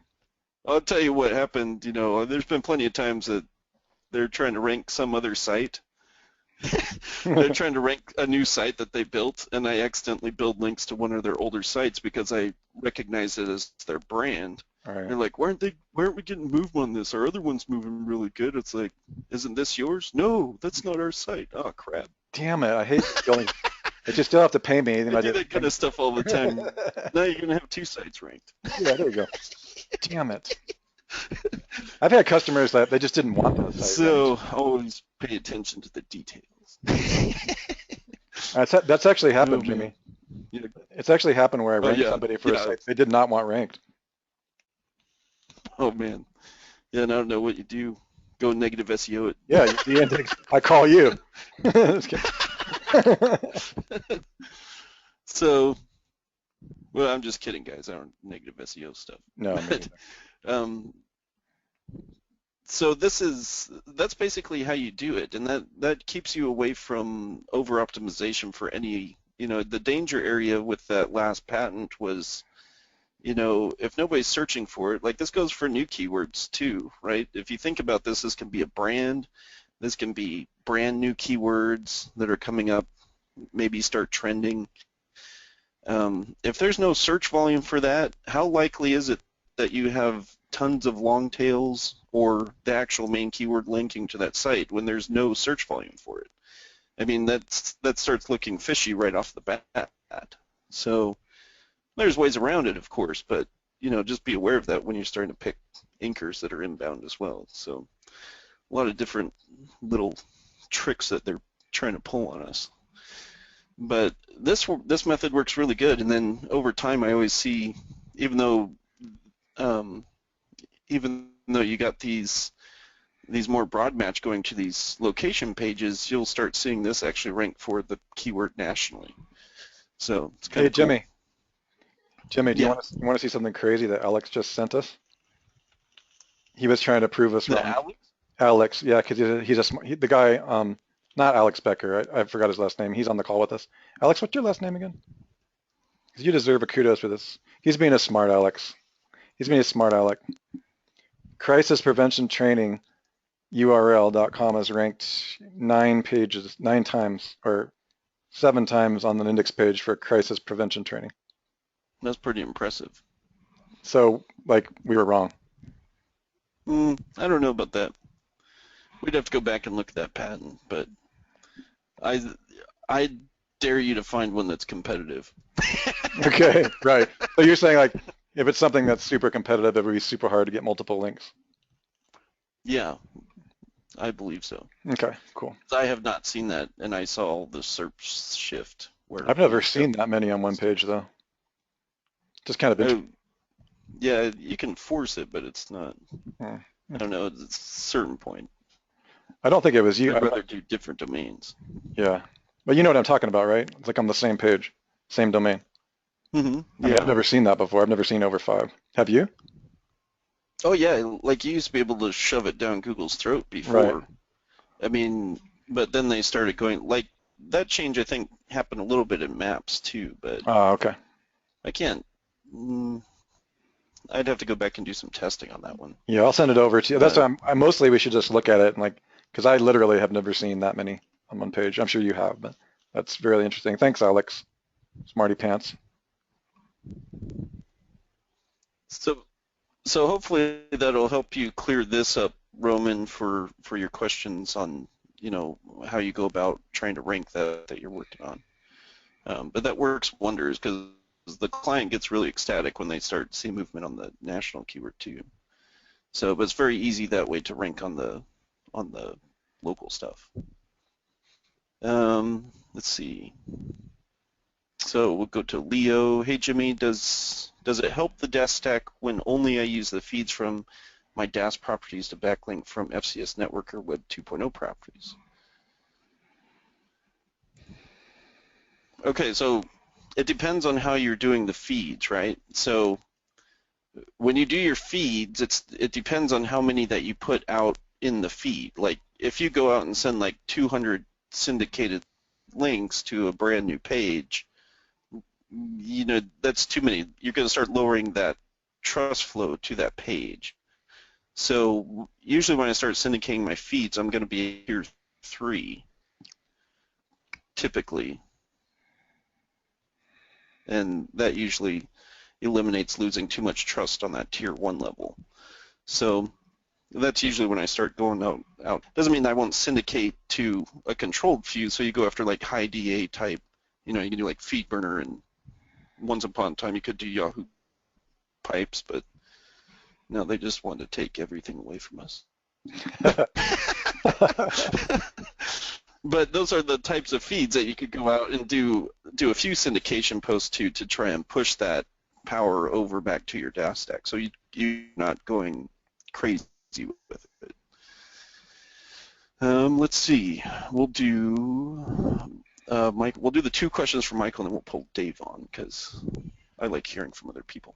Sure. So Michael asks, when dealing with brand new domains, is there any place in our linking or in our link building campaigns for directory links? When analyzing competitions, they all seem to have some of these types of links. The directory links are from higher quality directory sources such as Joanne, Scaffy, or Scafey, etc. The competition seems to use these directory links to deep link to inner pages of their website when allowed and use partial money anchor text such as Joe Smith, criminal lawyer. The competition seem to be using these directory links much like a PBN. Is there a place for these to be used to diversify your backlinks? What are the metrics that we should be considering? Is the DA of the domain as well as the trust flow, citation flow of the domain root itself? So yeah, you're going to look at all those things. So I quite often will go out and try to get some of those higher quality citation links because, when you research your competitors, they have, they've gone out and spent $250 on some crazy directory listing. And you probably know which one I'm talking about. But there's a lot of high quality ones that you have. Now, I think the problem that people have with directory links is if you've ever run them through, especially the really cheap directories, and you got to be careful because some of them you put on them get syndicated out. So you really want to take the time to identify and make sure that that's not, when you submit it to one, it doesn't end up on like 500 others. And if you go back and look at the IPs on some of those, they're going to be very low quality and they're going to be, all over the place. And even if you use a partial match, now you got that partial match going against your anchor text percentage. So I just be cautious when you use directories. There's definitely a time and place because, you know, if you check out the DA, trust flow and citation flow, you know it's not going to get syndicated out. Yeah, I'll go and throw that up as something's going to link to it. You know, not just going with DAS, but going and matching some of your competitor links is always good and tilting the scale in your favor because, you know, you start being in the same blend as the pages that are already ranking for it. And, you know, if they're doing internal links into the site, like when I start doing internal links, that's when I'm usually doing a geolocation. So if I can find a good quality directory site that is in a particular city and I can get that to an inner city page, like, you know, Emergency Plumbing Phoenix, then that's a great directory link to send internally to that page because you got all the local and geo-relevance of that as well. So, you know, definitely just look at those things. So I would say it's okay, but you got to do your homework. To follow up my previous question about directory links for a diverse backlink profile, should a few profile links be used as well? I have noticed that you can easily get some default custom anchored text links from signature areas of profiles from high DA sources. These profiles are visible on public URL and therefore visible to Google but not beneficial.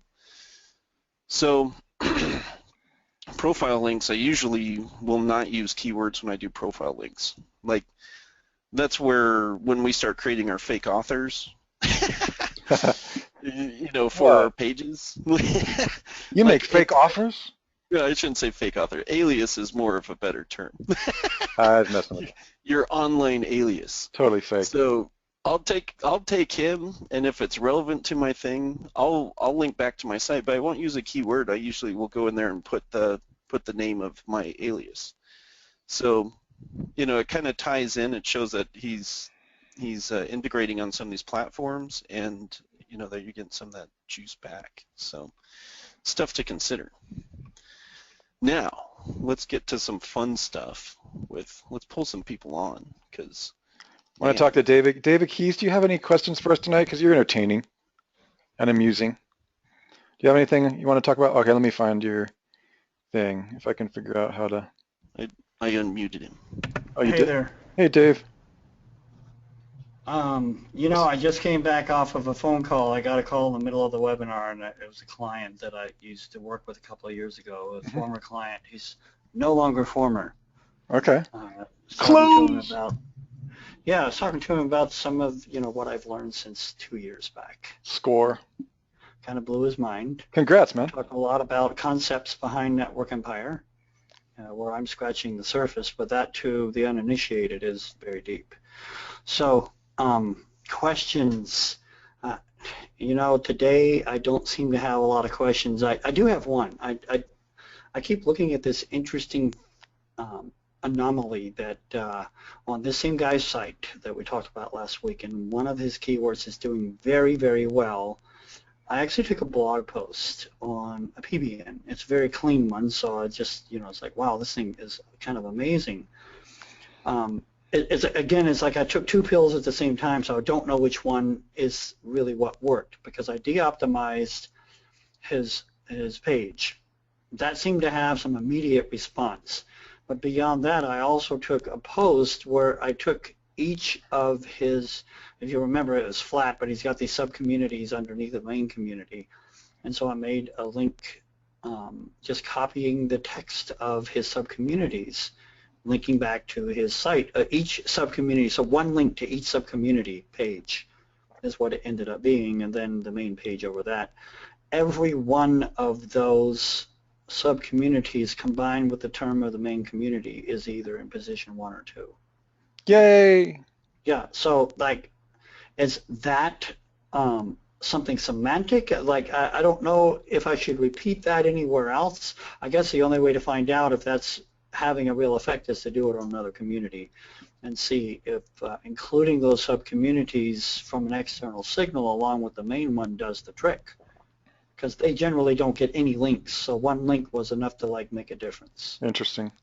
Yeah, and the cool thing about those is they'll pull from your internal link pages as well. Like usually, you know, on some other sites that you may know that I've done, I'll try to power up some of those other higher level pages just for the pure purpose. They're not the ones I'd be trying to rank, but for the purpose of sending that internal link juice down through into those other lower pages. But yeah, it works very well. I wonder if that isn't just helping identify what the silo is because something else kind of replicated that structure in that part of the website. Oh yeah, because you probably, did you talk about location and stuff in the other links? No, just the name of the community was enough. I mean, they're kind of location based, but they're specific names, and then they're under this one community that's in a certain location, Palm Beach Gardens kind of a thing. So it's the concept is very tiered and structured. The flatness, I think, is what Google's trying to cope with, is that the website's so flat that maybe it needs something to help it categorize what actually is the category. Or you remember last week we talked about virtual siloing? Yes. You're kind of getting a pseudo virtual silo effect with that. Yeah, I think so. Yeah. So congratulations. That wasn't much of a question. That was more like, is this right? Because I think it is. Yeah. Yeah. Yes, Right. Yeah. What good are you, Dave? You have no questions. Well, I was busy making money. Yeah. Right on, man. Score. No, that's great. Actually, I still think your site was a great demo. If you guys weren't on last week's Director's Cut webinar, I recommend going back and watching it because it was Director's Cut, wasn't it? Or was it another webinar?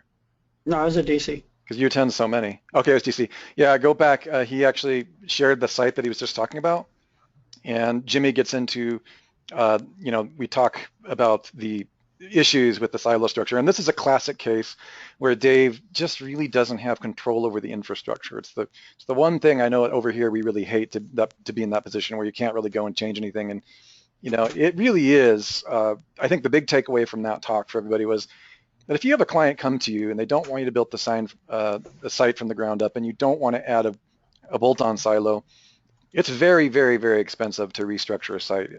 So any of you who weren't here, that was the big takeaway, and Dave just did a great job sharing with us an actual case study, and this is the same one that he's talking about. So thanks for that, Dave. Yeah, no problem. Okay, cool. So Thanks for bringing me on. We'll move on to somebody else since you're not very entertaining tonight. Just kidding. I could sing for you. No, it's all right. Okay. All right, what else do we got? Okay, so Dave's usually much some better. people live. Okay. Should I just do random people? Let's just do random people. Just if you say, bring me live, if you're interested in asking. Who wants to talk? We want to hear somebody who's willing to ask some questions. And Jimmy, you read it because I can't have both. We got Andy. Andy's stepping up to the plate. Is that Andy Heaps? Andy Heaps? Yes. Okay, I got him. All right. Oops. Sorry, I think I just clicked it. Yeah, you just double mute. Andy Heaps. Andy, yes. How are you? Can you hear me? I can hear you. Yeah, very well. Excellent. Thank you. Have you come live before? Yes. No, I've never come live. Where are you from? I'm in Melbourne. You sound very serious. Australia. Oh, really? No, I'm just kidding, man. It's an Australian thing. Hey, that's we have a few friends down there. Yeah, Mike Hayden's over your way. You should go over and harass Mike Hayden. Go over to his office and crash his office. No, he's on the other side of the country. Oh no, where are you? Oh, I'm sorry. He's in I'm in Melbourne. I'm in the rock. Sorry, it's been a while since I'm on the east. He's on the west. Of course, good. Then you have territories marked. Excellent. So what's the question? What do you have? What can we help you with? Yeah, I was just checking a couple of things. I've got a lot of. I'm sort of battling with a web designer. I'm trying to sort of explain about the silo architecture and putting that into the sites. Okay. We trialed it on one of the websites that I'd already sort of built out. What my question was that I was discussing with him about the importance of siloing the site. We looked at that example of Amazon, which Sue used last week in the. Oh yes. And explaining how Amazon was a great example of a siloed site. Mm-hmm. And up the top of the Amazon page, you can still go to the top of any part of the website. And I wanted to sort of understand, is that sort of important to have disappear in the silo? So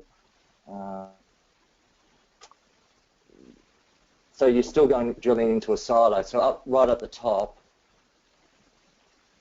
I'm just looking In the at what shop you're by just department? Yeah, where it says recommend for you in today's deals and things like that.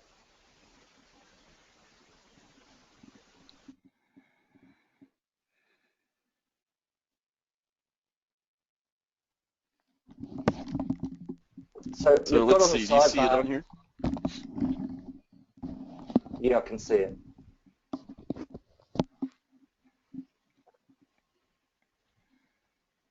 And you're looking at recommended for you?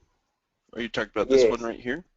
Yeah, so these are all not really part of the silo. I guess I was also looking at your Network Empire website, the new one. You've got silos going down the side, but not on the top. On the top, I can still jump to different sections. You don't want to use those sites. No, I know, but I was trying to find a reference. Yeah. No, yeah, don't use them like quite literally. I mean that. Yeah, okay. Do as we say, not as we do. You mean doing? Yeah. Yeah, well, that's what I was wondering. It's a long story. The membership site is always a little bit different. Yeah, exactly. Yeah. But it is interesting. Yeah, they do have some different topics up at the top, like, you know, things that they want to promote. And that'll change too. Like as you get seasons and some stuff up there, they'll add and detract stuff. But a lot of that is designed for the stickiness. So they've got the silo structure, but then if they introduce something, you know, for a long time they had, I guess they've moved it to today's deal. For a long time they had like this little gold treasure box that would wiggle over on the one side. And so I've watched them try different things with the top bar. And so the stuff that sticks, the recommended for you's been there for quite a while. Today's deal's gone from the treasure chest down to a simple text. And I think that those are just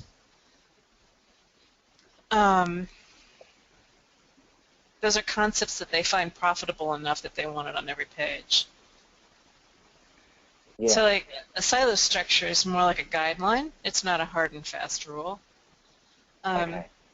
And having, you know, like if you have a link to like your terms page on every single page, that's not going to like trash your site.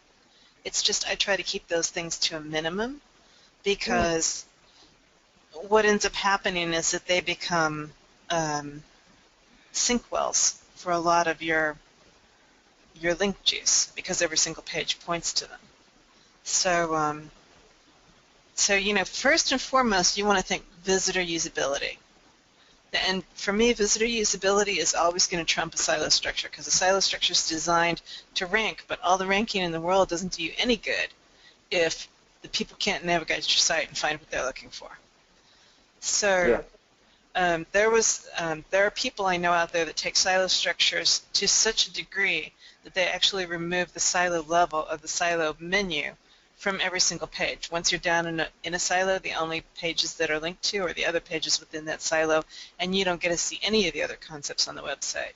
And I look at that and I'm going, well, what happens if I land on an interior page? I don't know what other products you actually sell. So somewhere I want something like a shop by department option where, you know, the user can at least figure out what kind of products are on your site. So in that regard, the other thing that I would say is, I have found when I've done e-commerce sites, I find that sales and bundles sell really, really well. And so those kinds of things, if you've got a special going on, I would absolutely put it on every page that's appropriate. You know, like such as what you're talking about in the menu up there. If you run them regularly, then you do like something similar to what they've got today's deals, or you know, on sale, or however you want to phrase that, bundles, whatever. And so So yeah, the things that I've learned is visitor usability trumps everything, and then if you've got some kind of a sale, if you've got something that you want to push, everybody needs to know about it. So you want to figure out how you're going to communicate that. We've also done a sidebar, like what you can see over there on the right-hand side, where Yeah. they've got some related items. Yeah. We'll oftentimes put a little, essentially a banner over there for whatever bundle it is or whatever product it is that we have that's on sale, whether it's in that category or not. And it's only up there temporarily until either the next product goes on sale or we don't have a sale product at all. And that also works really well. So, and you can do all kinds of things to, you can no-follow those if you don't want to like bleed your thematic relevance. But 9 times out of 10, like one thing like that here and there, it doesn't seriously impact the rankings of your site. It's just when you start to do it all the time. Yeah, if you guys are testing at all and you find out the position of an offer increases revenue by 1 to 5%, you know, try not to argue. Heck yeah. Try not to argue over SEO like of 1 or 2 positions, or you know, I mean, you'll figure out the SEO, you'll bring it back around some other way. I mean, so the main thing that we have to constantly watch is that people don't get wrapped around the axle when, you know, finding an awesome way to actually create an upsell or side sell because they're all, you know, worried about SEO. The question is, you know, how damaging is it to SEO? Generally speaking, there'll always be a way. Visitor enhanced optimization, or VEO, and SEO can live in the same universe. Just weigh the pros and cons and determine what the losses really are. There have been times when we absolutely know that something that SEO does on a page just converts higher. You know, occasionally we have wars in house, like Jimmy will, you know, slap the crap out of me if I put a giant, you know, image at the top of the page, you know, because Google looks for that because it is so banner oriented. It is more promotion or based. So, but there's other ways to go around that. You can make the offer in a different way. You can use text, you can change the image, you can compress, you can do a video first. So in other words, just try to find a balance, you know, with the offer. Because so many photographic sites are so image heavy, and Yes. that's what I'm sort of running into. They're so image heavy. And where do I put the text? Because people don't really want to read the text; they just want to look at the photos and. Yes. There are some tricks to image optimization, which we talk about in Tech Foundation 1, which is a more advanced training. There are plugins that can help with that. I think that's still maybe. I hope Jimmy. That's 2. Okay, was it 2? Sorry, I can't even remember. They all blur together now. But within that one, there is some tricks there. I think you guys still give the thumbs up on that, Jimmy Sue? That plugin? Okay. I can't remember the name of it, but if I did, I would give it to you all right here. Maybe we can try to come around to that. But there are other things that you can do. Image optimization is it's a whole area that I'm learning myself. But that is something that you can look into. One thing I do know is, like, you know, what our SEO department doesn't like is big images at the top of your pages, right under your title, you know, these types of things. So there are some deal breakers that the SEO department is just going to say, I don't care what your offer is. We have to find a different way to do the same thing. But most of the time you can work it out and get the juice back another way, wouldn't you say, Jimmy? Yeah, I mean, you know, Panda in that sense kind of works on a checkmark basis. It's like you can let some things slide, but just know that you need to have your other stuff locked down. Exactly. And, you know, also the competition, the keyword. Exactly. I'll go take a look at what they're allowing other sites to get away with. And sometimes, you know, you just let it slip because, you know, if they're letting some of those other ones go through and they got that 90s style design going on. What? It's safe to say that, you know, you should be able to get away with some of the same stuff on a site that you might be working with. So. Indeed. What would you say, Andy? What would you say your biggest struggle? Since I know you're on the SEO side of things, what's your biggest struggle? The images? Yeah, I had to do things like I've redesigned the look of your SEO plugin, and I've created some code just with a designer just to make it aesthetically look good, because I didn't like the blue and I didn't like the size of it and those sort of things. And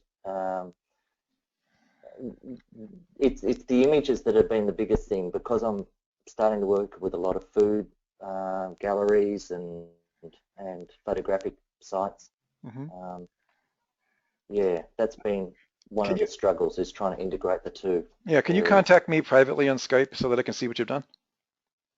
Yeah, thanks. That'd be great. Yeah, That'd be I'm great. actually curious, Yeah, especially if you're modifying our code.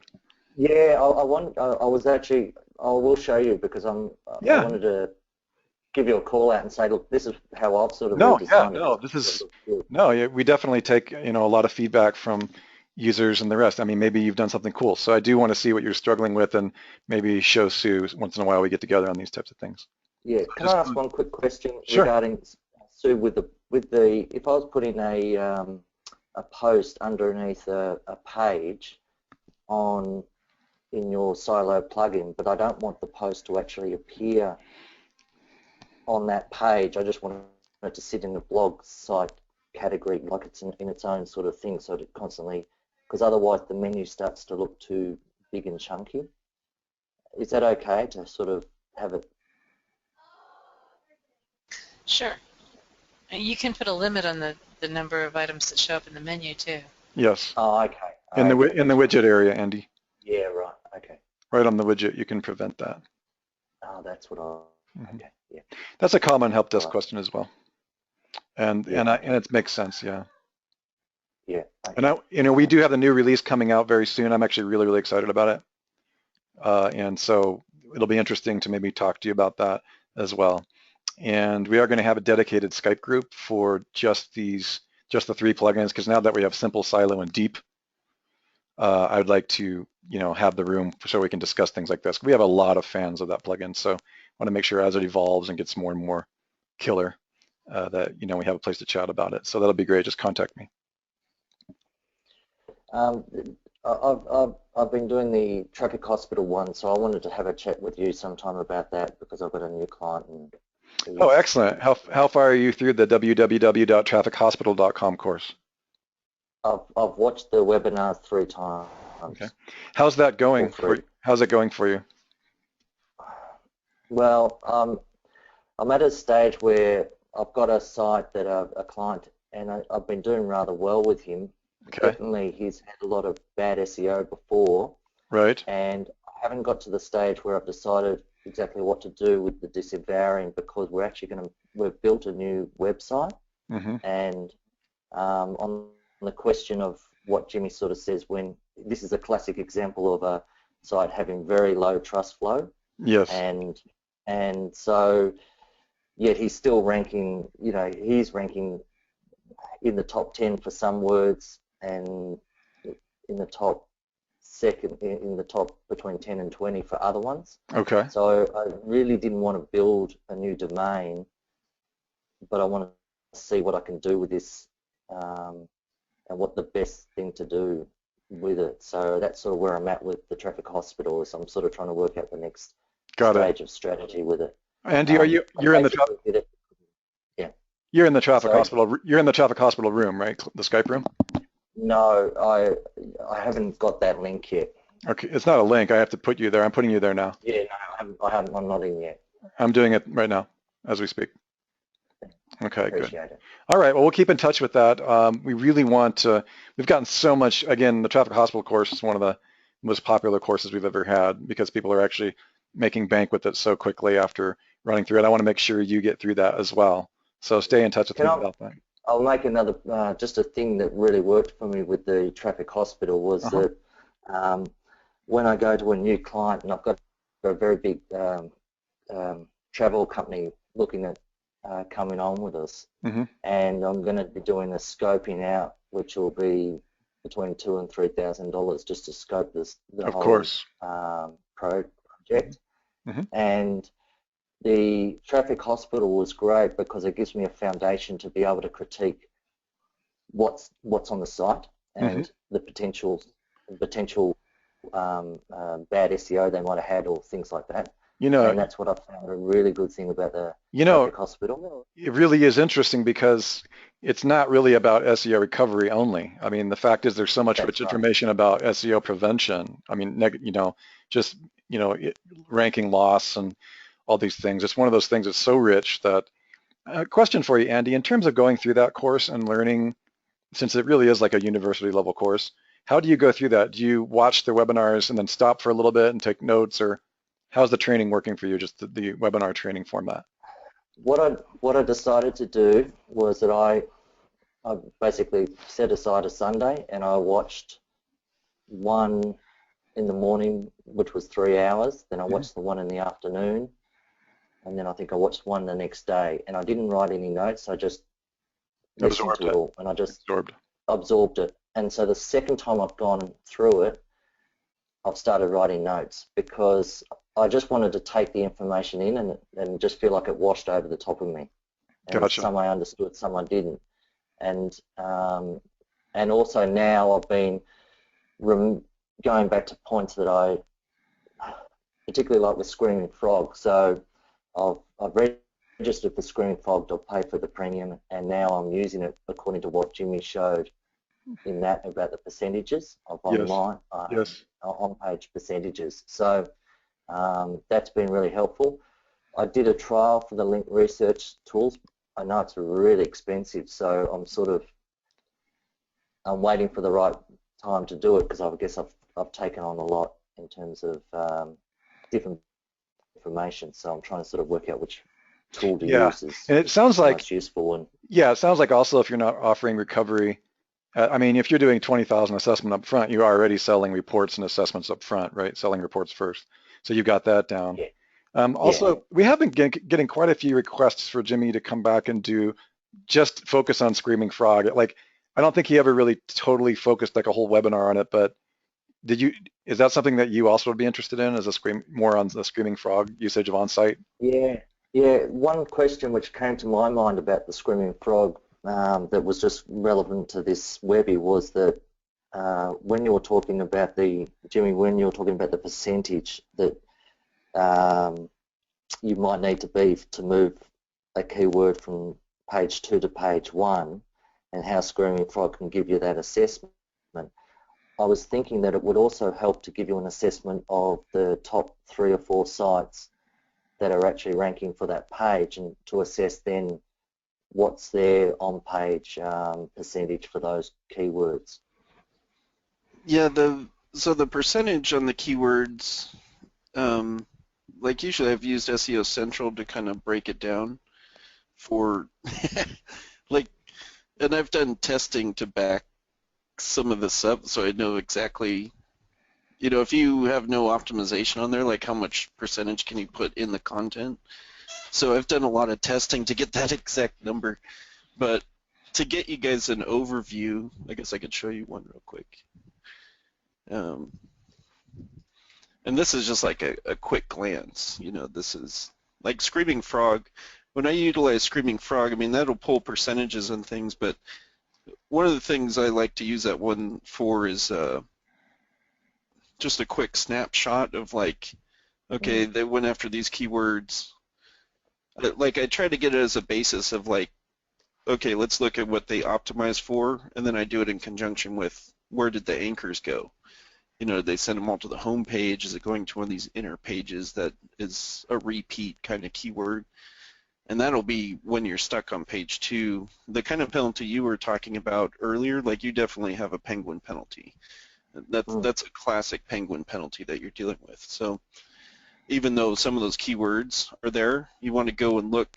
The ones that are suppressed on page 2 and 3 that you said were in the 20s and 30s, go look at what the root is of that in conjunction with what your anchors are to the page, and that's your problem anchor.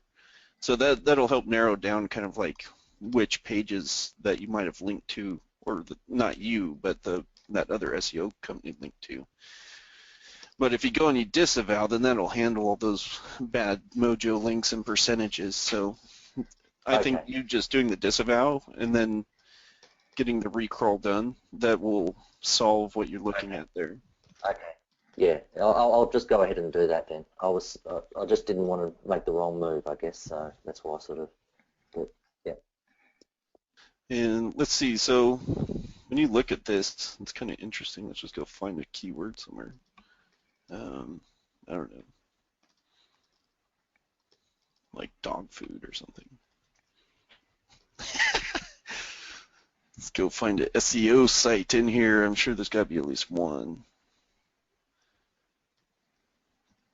Pet Food Direct just seems kind of, I don't know if that's a company or not.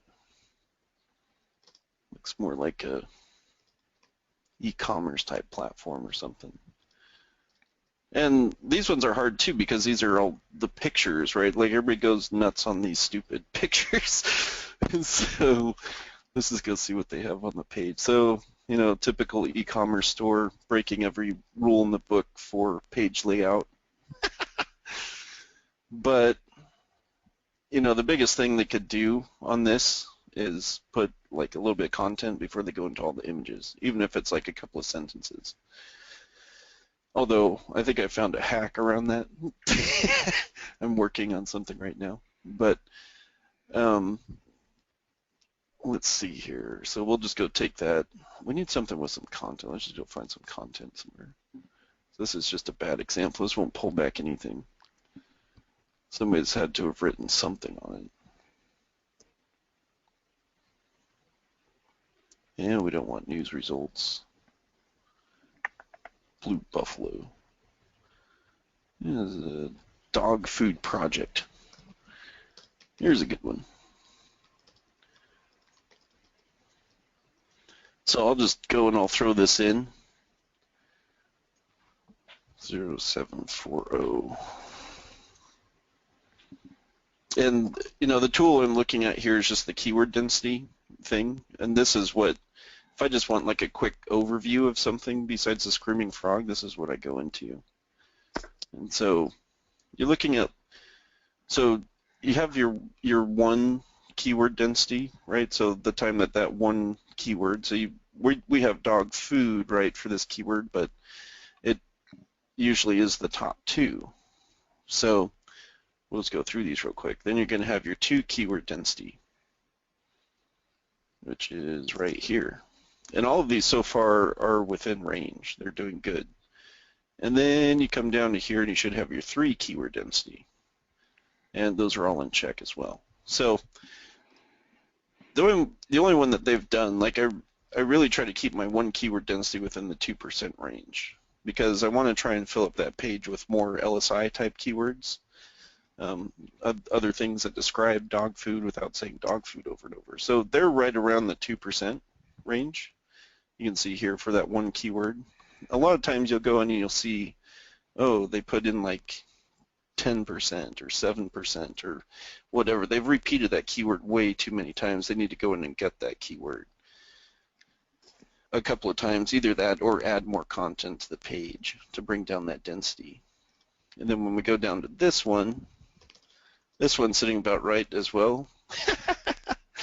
So this is going to be 0.8 to 1% on here.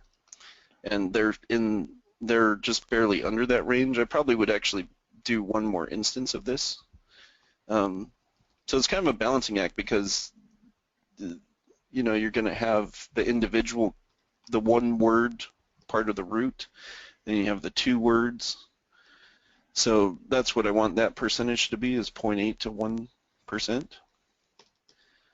And they're definitely in range there. And then down here, when we start getting to the three keywords, right, these are the ones that aren't really, where'd it go? I think I went too far down the page there.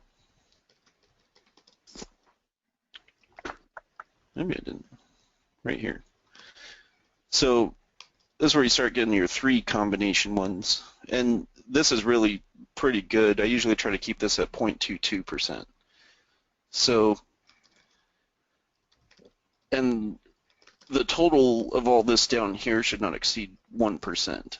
So if you use dog food, like here, adult dog food, like if I have other places where there's dog food in here, like this total percentage of the 0.22 should not exceed 1% on this.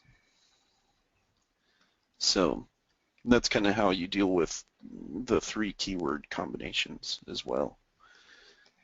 So I don't know if that helps. So what's that? What about plurals? Plurals, it just depends on it. So it depends on if you're trying to rank the singular or plural. So if we do plural, then that means the singular will be included in it. So I still try to keep within those percentages as much as possible. And I try not to let, like if you had like dog's food or something like that would add to these kinds of ones because it would still contain your dog food. So, you know, again, you don't want to exceed, the total on your 2 keywords wouldn't exceed 1.5%. So you have, on your 3 keyword combination, that's 1% total. So if you have a bunch of different long tails, that should not exceed 1%. If you come up here, this should not exceed 1.5%. Right here. And then up here, you want to stay within the 2% range. So typically, your main keywords will be around the 2% range because, you know, it's just the singular version of that keyword. So as long as that's within the 2%, that's kind of the scale I use. That's great. Thank you. No problem. So hopefully that helps some. That was awesome. Mm. Okay, cool. Annie, did you get what you needed? I did. Thanks Okay. very much, Russell. Appreciate it. Very welcome. Great We'll go work. ahead and mute you out and, Thanks. whoops, sorry about cutting you off there. Bye, Andy. Okay, so let's see. We've been on, how long have we been on? Somebody give me the time. Let's see. We don't want to go too long. Oh, I think we wanted to wrap up with the, Yeah, we wanted to do a run through with Patrick's site. yeah, do you want to wrap up with that? Probably because we need to, he's been waiting patiently since last Yeah, week. exactly. I've got a long drive back to Phoenix from Prescott here. I've been in Prescott, Arizona to see my daughters. So probably don't want to go on for thousands of hours, but I think we should wrap up with, you know, focusing on what you had done for Ryan. That would be great if you're able.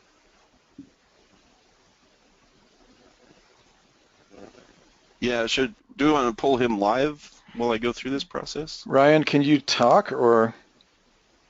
On Patrick. This one's for Patrick. Yeah, Patrick, sorry. Patrick, can you speak? Well, I know you can speak, but do you have a headset? Where are you?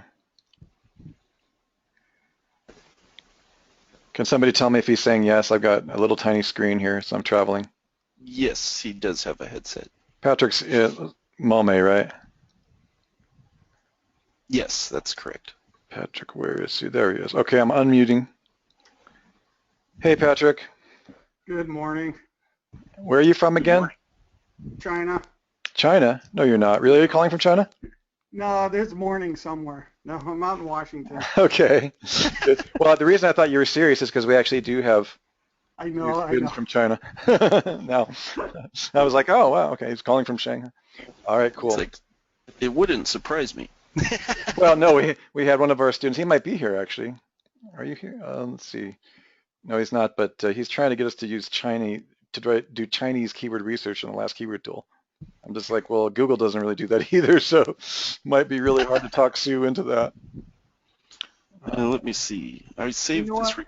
And Jimmy, if you want to, you can go ahead and show this. Oh, yeah, you did. Okay, I was going to say go ahead and show this. Oh, sorry No. about that. Whoops. Okay, Okay, no, then. that's fine. But that number, if you redo, we just did this yesterday, and I'm in the yellow with 640 or something of because we've been going through and detoxing a bunch of links, or I mean disavowing Okay. a bunch of links. Yeah, so I'll give you your full list that you need to detox here, Oh, but perfect. by the end, so you can replace it if you want. But I mean, you still want to go through your Tox 3s. Like Tox 3s on this are still, there's a lot of them that are still good sites, and I know that some PBNs end up in the Tox 3 as well, most commonly. So even though it says Tox 3, that's the one thing I would still go through and just double check. So Okay. let me see. I'm looking for. I ran a screaming frog on this. I'm just looking for my report here. You know, I got a bunch of screaming frogs at night. Well, let's just see. We'll just I can just run a new one real quick. Because we could do the links first before we go into that. Yeah, this guy, he was doing really good, and then about 6-8 months ago, there was like 8,600 spammy backlinks, and been fighting it ever since. Yeah, that's we have a site. Well, I should say Mike Hayden has a site where he keeps getting negative SEO'd every single month. It's just been, it's always a fun thing to go through over and over again. Not really. We've set it up now so when he does his negative SEO, it actually helps the site rank. There you go. We had to take a more aggressive approach. So let's see, where the heck did, I got Camtasia. What is all this nonsense? Bear with me a sec, I'm trying to pull up Screaming Frog here. I'm getting confused with Notepad++ and stuff. So, let's see, site.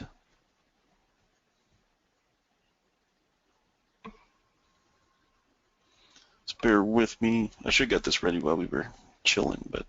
Yeah, that's fine. I'm used to slow. Okay, we got this bad boy up now. I got all the pages that I need. So, I'm just going to start this bad boy up. I'm going to go ahead and people are asking, Jimmy, I'm going to give them the link to the site where Screaming Frog site. Oh, yeah. I think it's like $80 or something like that a year, but it's totally worth it.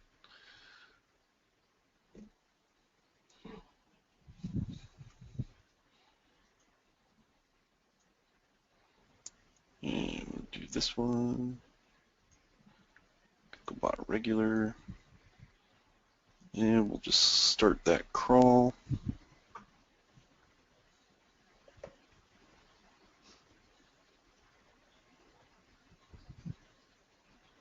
So and this will be kind of interesting. I did look at it a little bit last week, but then got busy again.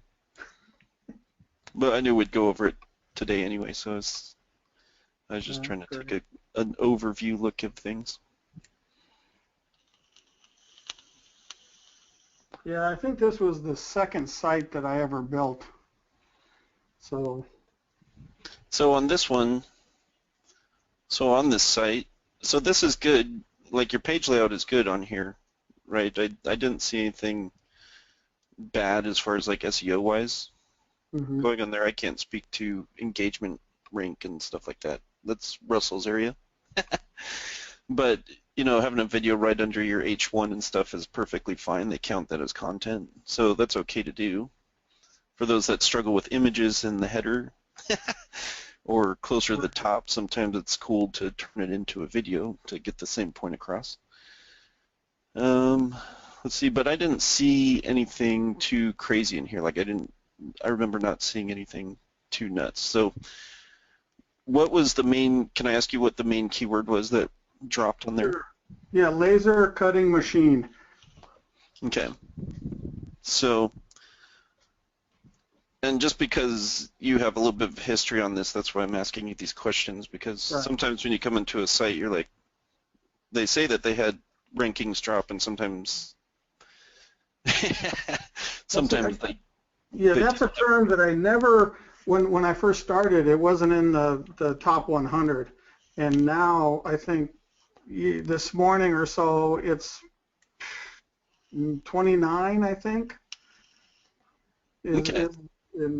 So it's moving, but it's just kind of not moving. I haven't got it really on page 2 at all yet. So now that we know your keyword, like what I'm going to go through is I'm going to look for instances of that. If that's the main keyword that you saw specifically drop, like that's where I will try to put my focus. But it doesn't mean that that's necessarily the keyword. It's just something I'm going to focus on. Sure. But more than likely it is, because that's where you're saying the drop was. So scanning through the URLs, I can see you have one here. You got laser cutting. You got laser cutters, laser cutting, and like any images that you make public too, like if you name them, you have to take that in consideration because that's another piece of your site. Mm-hmm. So, you know, I've seen sites not do so well just because they like keyword stuffed all the images. Mm-hmm. You know, like all the JPEGs are public and they have all the same keyword in them over and over again. So Mm-hmm. something to keep an eye out for. Okay. So, you know, I've seen it like 2 or 3 times laser cut. Let's see. We should. I really love your image optimization course you taught. Yeah, we got to do that this week. I know. I totally was messed up for my doctor's appointment last week. So certification. We teach a lot in our certification level 2 course about the craziest file naming conventions. You can actually hack the JPEG image.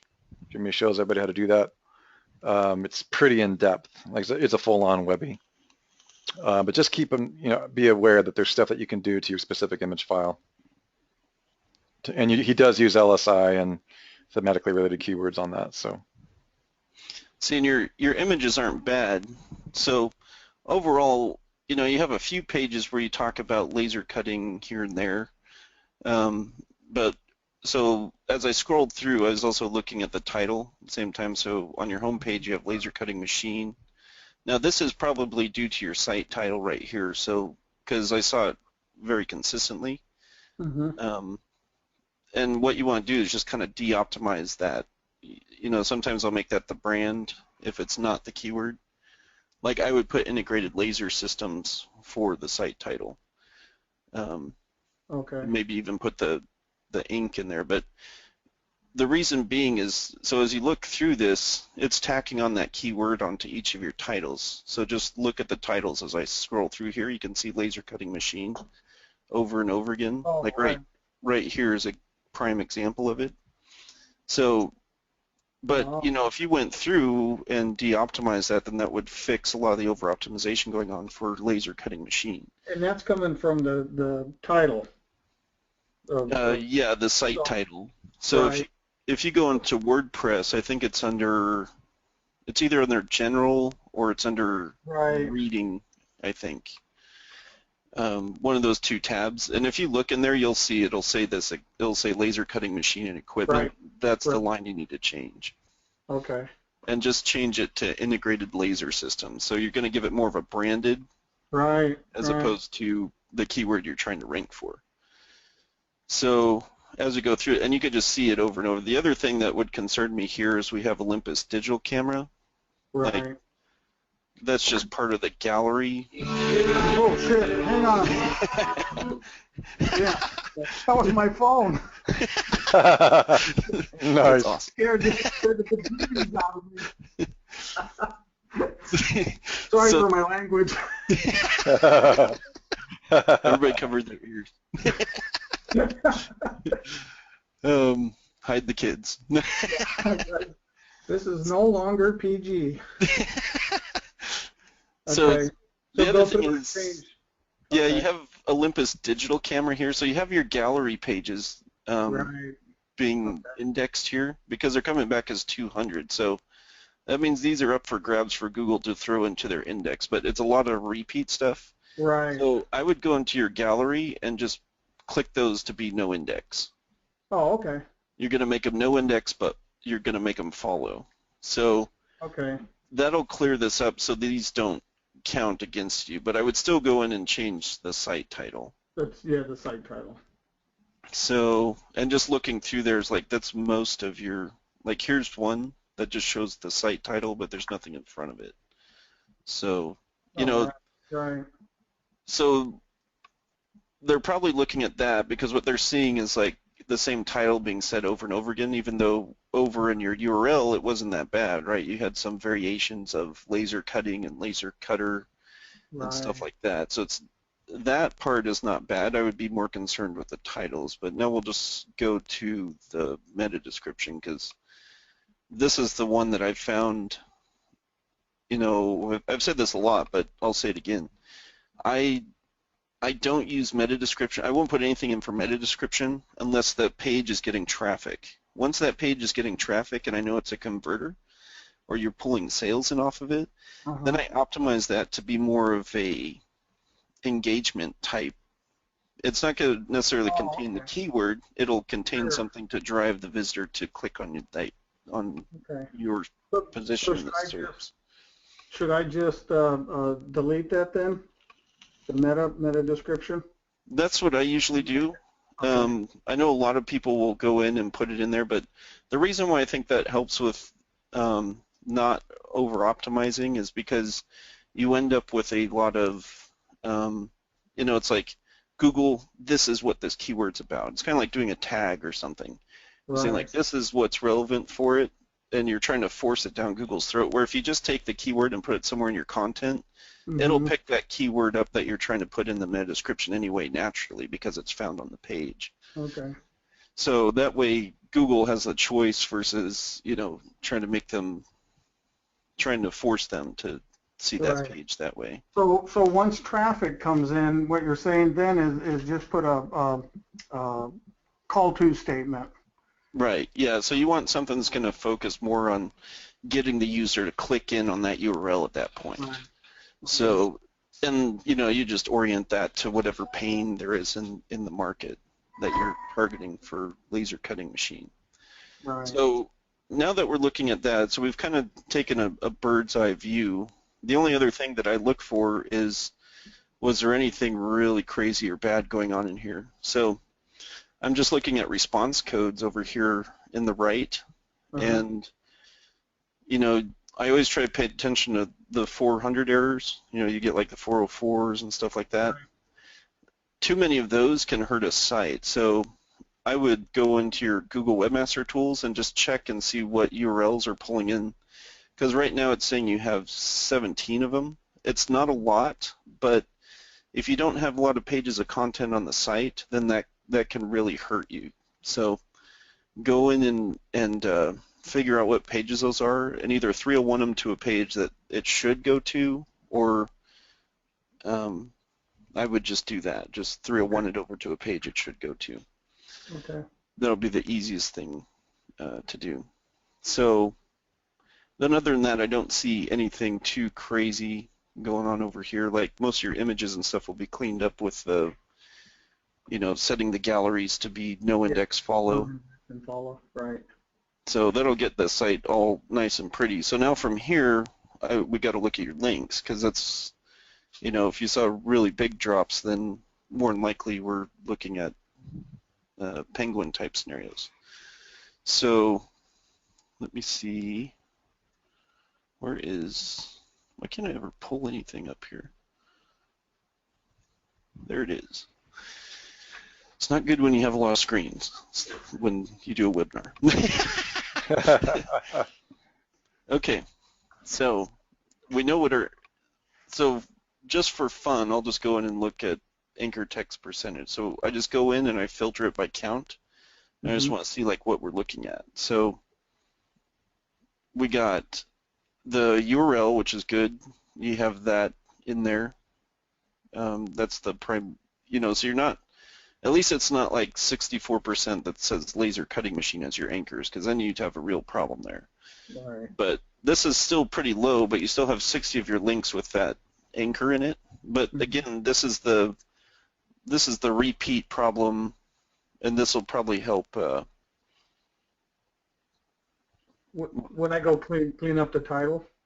Yeah, when you clean up the title, because right now you have 60 links going inbound to the site, but almost every single page on your site has laser cutting machine as the title in it. Right. So this is the part where it gets into a gray area where you can be getting dinged from Panda, but I still would think that this is, I think just by cleaning up the site, you'll probably see some positive movement just right off the bat. Right.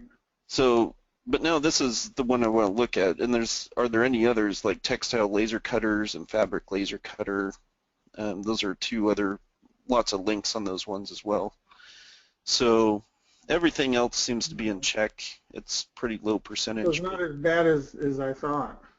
Yeah, so these three are the ones that I would be concerned with. So now what I'm going to go do is go in and filter for those keywords, because that's what you saw the drop on. So the next step is I go and I look at my detox rules breakdown, and they have a list of all the rules that are going on with your site right there.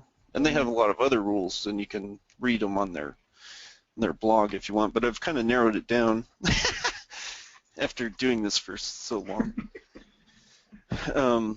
So I can just skim through this. Like, mostly what I'm looking for are anything detected link network-wise, your toxic links, and suspicious 4, and sometimes suspicious 5. But those are like my main culprits. So when I scroll through here, Tox 3 is a high amount, so all I do is I just write this down on my notepad, just so I can quickly filter this in a minute.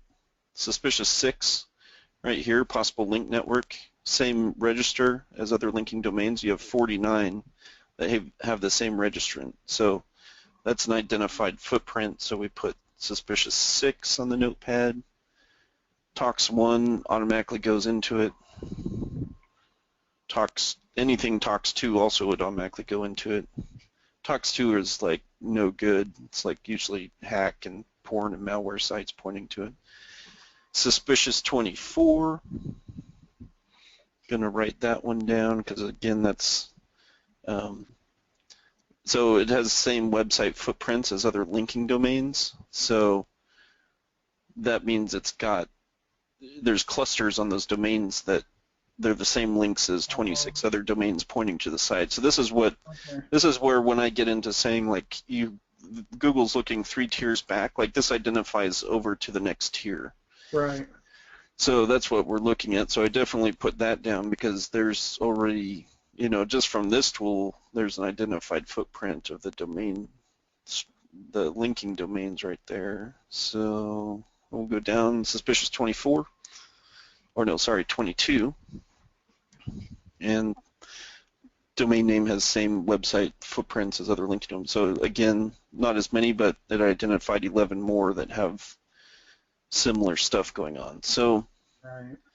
and that's all I really have to filter for. Everything that says like this is from a weak domain or this is like, the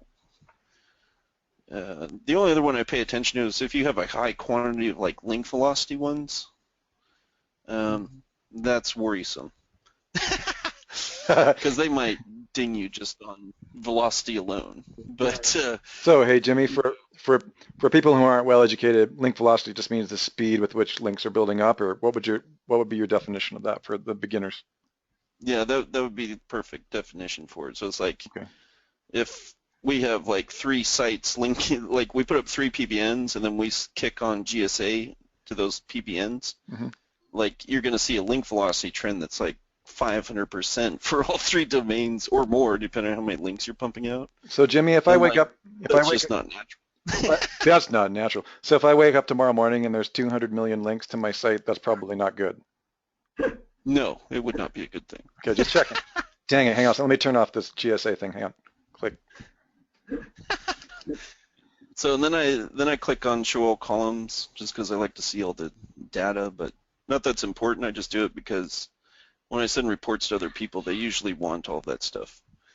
So so I skipped over what we clicked on. Like most people will click on here and start here, whatever.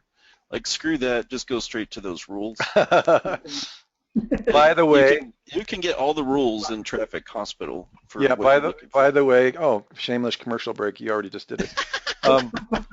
Guys, I do want to get into that. No, guys just watching this and gals, just please be advised that the stuff that you're seeing right now, yes, we do teach it, but I also want to make sure that you understand how much bank there is in the skill set here.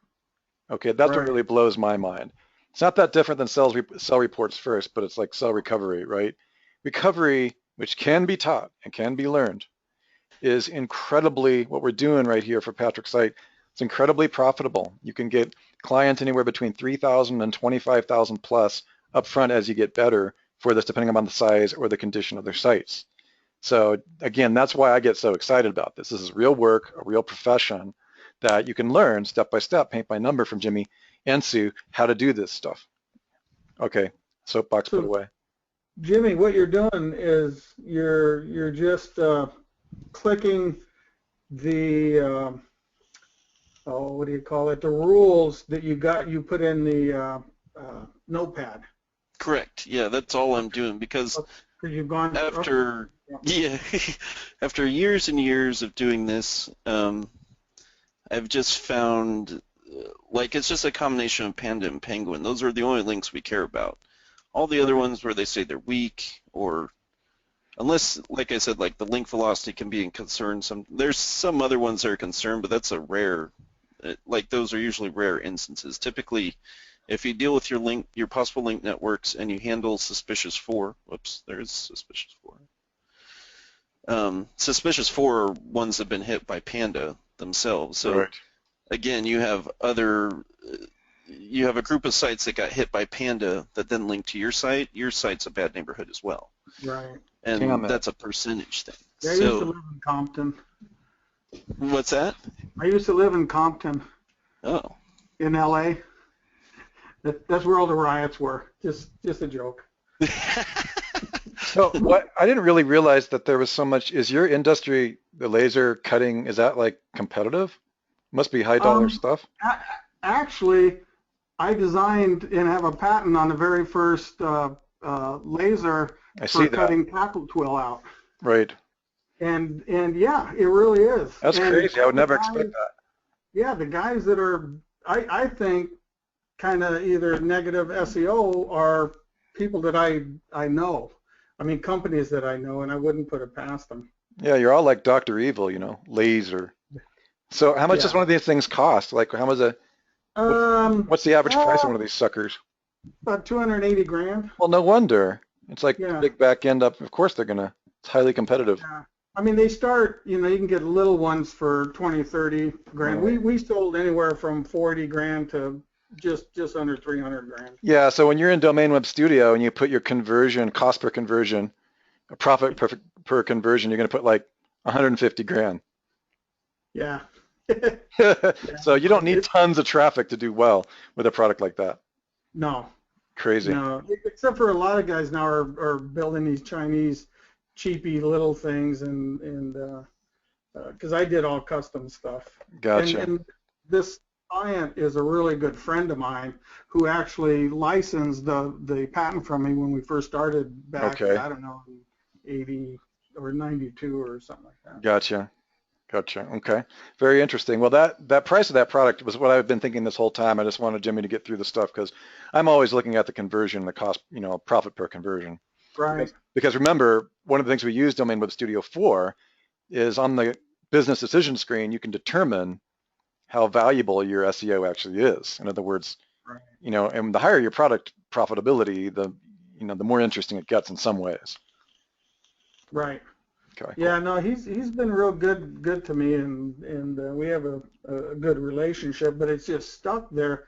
And then we're getting it on another term as a laser engraving machine or engraving equipment. And Okay, and he I sells guess that too. Okay. But we haven't even built that page yet. Okay, gotcha. All right. So what do you think, Jimmy? You got more stuff you got to go over still? Where are we on this? No, yeah, we're getting there. Okay. So now what we got is so all I did was disavow on the domain level for all those because if it's a bad link, like I just don't want it. Right. I don't care if it like that's the thing is like when you do the disavow and you get them recrawled and everything, it bounces back to where it was before. So it's not like you're deleting these links. You're just it gives it the opportunity to go back to where it was Right. without having to go out and do webmaster outreach and all that nonsense that people talk about. So when you come into here, so now I'm just going to get your disavow file. So I'm just going to download that. Yes, I understand, blah, blah, blah. And I just download it and close that. So now what I'm looking for is I'm going to get a CSV of all these ones I downloaded too. And two reasons for that is it gives us the list that we need to get recrawled. Mm-hmm. So when you look at this, so now I have So you don't get column A, you need to get column B, right? So column B, these are all the ones you have to get recrawled. So when we did the disavow, it only took the domain, right? So we like disavowed this. But what we have to get recrawled is where the link originally came from, which are these.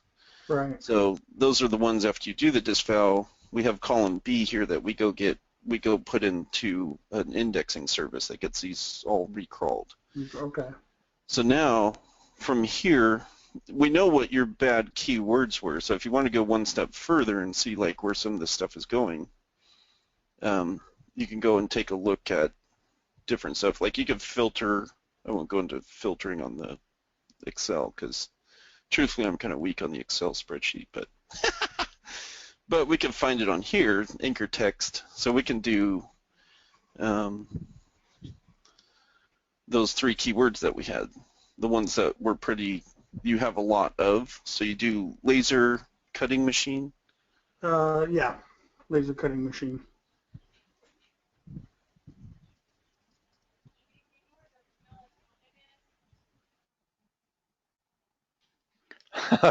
Somebody unmentionable, I'm not going to say who you are because you know who you are, is saying, I'm doing this with a Fiverr gig. Should I buy the package instead? He's talking about link research tools.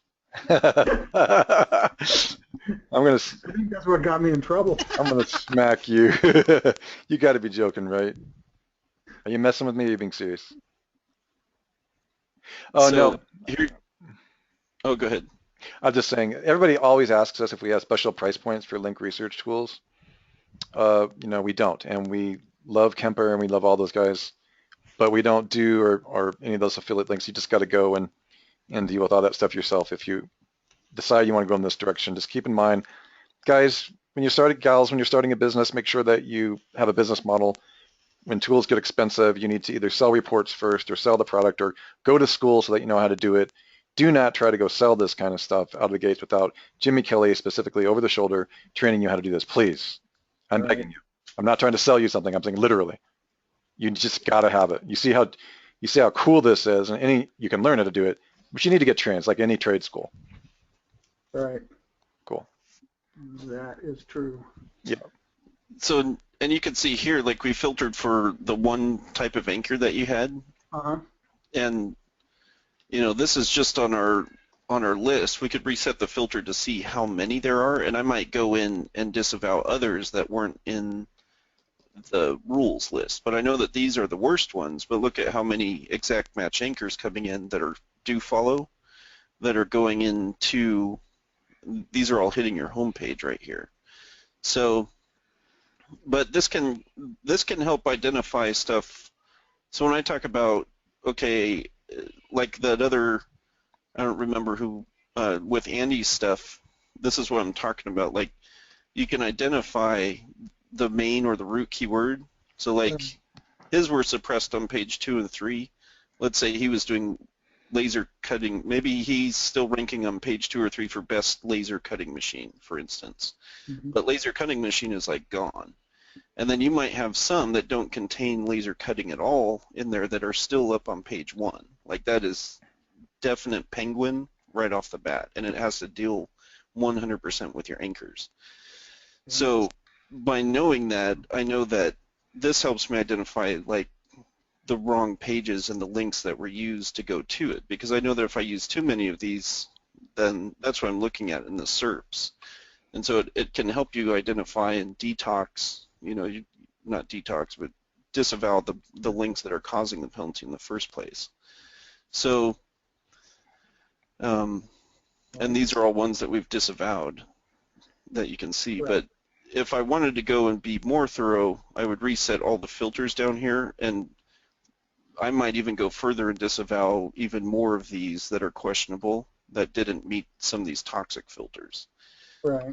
But I usually don't have to go that far. That's like if I do this first round and it doesn't happen, then I start digging down deeper into those links. Okay.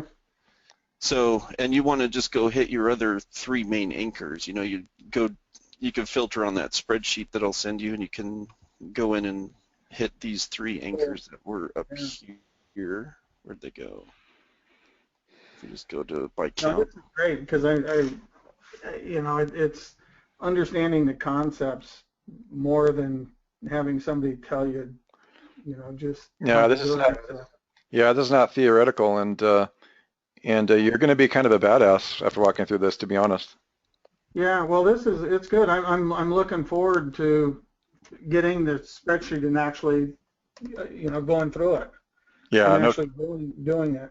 yeah, no, this is great, and also want to say Elijah actually just added, "Wow, I'm having some more pennies dropping." Jimmy, just kudos for you. Every time we go through this and we walk people through them, they really, more people get it. Yeah. So this is great. Well, that's the thing, I've never been one to want somebody to give me an answer. I'd just rather, say, well, here's a hammer, here's a nail, and now go stick it in that piece of wood, Sure, no, it's instead good. of I mean, doing it. sometimes, again, that's why we do have our training, and we have found it's good to try, we've always argued in-house a little bit, is do we actually, wow, people are going, hashtag mind blown. James Nana is saying, wow, guys. Dave is saying, he says, I was way undercharged for the detox. Okay. So there's a lot of people just saying really cool things. Yeah. So what we kind of decided to do is throw these things in live here and there, just so people get a real sense. So everybody watching, because we have moved into a lot of people in this room, you can understand why we wouldn't want to spend the whole time just doing over the shoulder stuff, because it can Right. get a little bit overwhelming, but at the same time, we get enough of a, peek into Jimmy's brain or my brain or Sue's brain, depending upon what it is we're doing, that you can kind of get a sense of how we operate. And Jazz is saying, yeah, this is where we learn. She really likes it. Andy is saying training is still great and it's perpetual training. Yeah. Right. Andy joined our traffic hospital. You guys, we designed at Network Empire, we designed a model, actually. I created a new marketing type thing, and it's the perpetual mastermind training certification courses. And the way we invented it is that was feedback from everybody, from you guys. And it was, okay, my biggest thing is one product launch after another. Not a problem with that, by the way, if it's real good and there's a lot of different value. What we found is that nobody out there was really just saying, okay, pay once and you're always a member of the advanced training. So with all 5 levels, most of which Jimmy is involved in and Sue is involved in all of them, once you take our certification training, you're always a member, you never pay again. And the benefit we get is we get to learn from you guys about what's working in our teaching. Also, the benefit you guys get is whenever things change down the pike, we can, remove old widget and insert new widget that's, working now.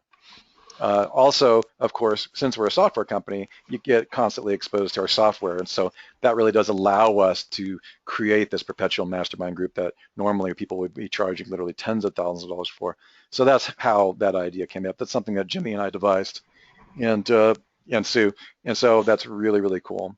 That being said, okay, where are we in this report? Because I'm going to want to start to wrap this up. How much more we got, Jimmy, on this? I think that's it. So there's 3 bullet points on the money site that I think he knows what to do on that. And then I just need to, if you put your email address into the chat box real quick, I'll shoot these over to your email. Yeah. Also, Patrick, just reports. Just as a favor to Jimmy, give Jimmy a big, like when you go over to the Facebook page tonight, just give, and everybody else too, give Jimmy a huge heads up on, because he really. Like, this is way past. Just say thanks, Jimmy. Totally looked at my site. I mean, he just gave you a several $1,000 consultation there. I know, that's going to cost me a lot of pork butt. You can have. Well, we have. I can't tell you who it is, but somebody's sending Jimmy salmon because I just gave him the index, his address. That's me. Oh no! I'm sorry, Patrick. I got too many guys. Yeah, well, the shipping will almost cover that $7,000. You think so? Well, Jimmy, you got some salmon out of this eval. You have to fire up the big green egg. I'm going to make a trip to Texas and sit down and barbecue for about a week. Yeah, Jimmy's got a pretty interesting barbecue. It's not like one you normally. You got the egg, yeah. Anyway, whatever. I'm messing with you, Jimmy. I love that. That's the thing I love doing. Russell, your package is going up there too. Oh, you have to do that. I gave you Sue's address. Oh, I know. All right, but you're a real sweetheart, and really, we do appreciate. We also do appreciate the things that you are exposing here and sharing this with everybody, because that's really, really This is great. above and I mean, beyond. I get to learn something. Zenith is like, the big green egg rocks. She has one too, Jimmy, apparently. Yeah, that is just my favorite grill. That's your toy. It's been like it can smoke, it can grill, it can be an oven. Excellent. It's like I'll teach you the detoxing of or the hospital of smoking. yeah, that's what I need. I thought about posting a picture of like when I get that thing fired up because You it's just should. so cool. No, when actually- all that smoke comes out. Actually, Jimmy, when Patrick's salmon comes, you should Oh, do that. And Yeah, then I should take a video of Yeah, grilling. Yeah, that'll that's be a great. Facebook, like put it in the egg, and we'll upload it and say hashtag thanks Patrick. No, it's great. Well, I'll tell you something really quick. Whatever you do, do not overcook this salmon. Yeah, because it's like yeah. super gourmet. You wouldn't want to Oh, overdo that. if you overcook it, I'll probably roll in my grave. Okay. Yeah, that quality stuff slides off the bone. I know that's got to be like, you don't want to go over. Yeah, this salmon, and I'll put a little instructions on what to look for and stuff when it's done. Have to have a traffic barbecue hospital. That's right. And for all of you absolute vegans on the call, sorry. Let's see here. It is. Cows eat grass. All right, you guys. Dave Keith's saying, don't over-optimize your salmon. Jazz is saying, love salmon. Joanne McLean had a great time. Keith Freeborn is asking what Facebook page. It should be actually in the OMG community group. Okay, this is Director's Cut and Project B. Project Breakthrough. Okay, we have Andy is saying, this year I'm going to go to the full Network Empire live event. Thanks, Andy. Actually, I think that you would be a perfect fit for that. You really are methodical, and the questions you ask are very in-depth. So you definitely have that kind of mind. You know, it's not for everybody, but I really think that you'd be a good fit for that. Peter Coyle is saying, I get my veggies on second tier. On the second tier. That is cool. Peter Coyle. Peter, you're always making these remarks. You're pretty funny, dude. The sauce and the rub are tier 1. No, I won't even go about rubbing butt. All right, you guys, this is very politically incorrect. Just an FYI. Of course. Okay. Jazz lives on a farm, so I can't read what she's saying. That was she. So Alex is saying, thanks, Rusu and Jimmy. You guys are all awesome. So if you guys don't mind going to the OMG, because we have a competition going on with Cotton Grandma, not really, we're just kidding. Not really, we are really serious, but we're kidding. Go over to the Facebook page and say you guys had an awesome time. Do some hashtags. Do some really weird stuff like with Faraday and Bucky Fuller or whatever the hell you want. And, just put a little note in there about what it is that you learned, okay? Yeah, big green eggs, big green egg Paul. You're funny. You guys are really awesome. And Jimmy and Sue have both been working their butts off this week. Sue has been bearing the brunt of most of it. Put a hashtag in there for housewarming party, hashtag housewarming party for Sue Bell, because it has been an intense move for her to move into the Texas area. So, send out some prayers, some love for her. She's been working her patooey off. And as a CEO of multiple companies, the CEOs always want to get the blame. So you know how that works. And she's a real badass. Yeah, hashtag for Sue Bell. Whips and prayers, Jazz. Hashtag whips and prayers. Wow, talk about a contradiction. That just made my brain fart. I don't know how, Jazz. You better pray I haven't unpacked my whips yet. That's what she means. Oh, God. Jimmy, she hasn't even, never mind. Okay, Andy Heap. I'll send some organic cerise for the party. Andy, you are awesome. But we're going to try to get Andy over to the U.S. because I think he's hanging out somewhere over across the pond. I'm not sure. Andy, I can't remember where you live. Where do you live? It's going to be an intense, like you thought this year's event was intense.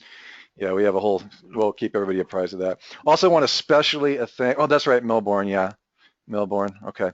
Especially Patrick, sorry, Yeah. real quick. Can you drop your email into the chat real quick? Oh, I thought I did. You did, but you got buried in a sea of hashtag whips and prayers.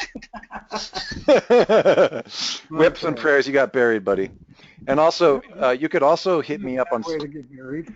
and Patrick, you can always Skype me or that one if for some reason. And I got, and I don't know if you told Sue, but she's got some salmon and I'm going to throw in some pork too. Yeah, I did not get the chance. You're sweet. Yeah, I handed out everybody's addresses, Sue. Well, I figured I'd just send it to Jimmy. Yeah, because she's yeah, exactly. So he can get it to her at some point.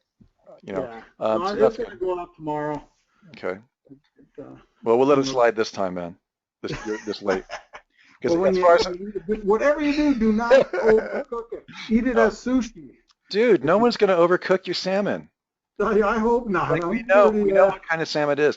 Okay, so here's one thing I wanted to say. I want to give special thanks and a huge shout out for Mike Long, Greg Morrison, Dave Mills, who without their amazing infrastructure, we wouldn't have created this amazing community away from our community, which is the Director's Cut and Project Breakthrough.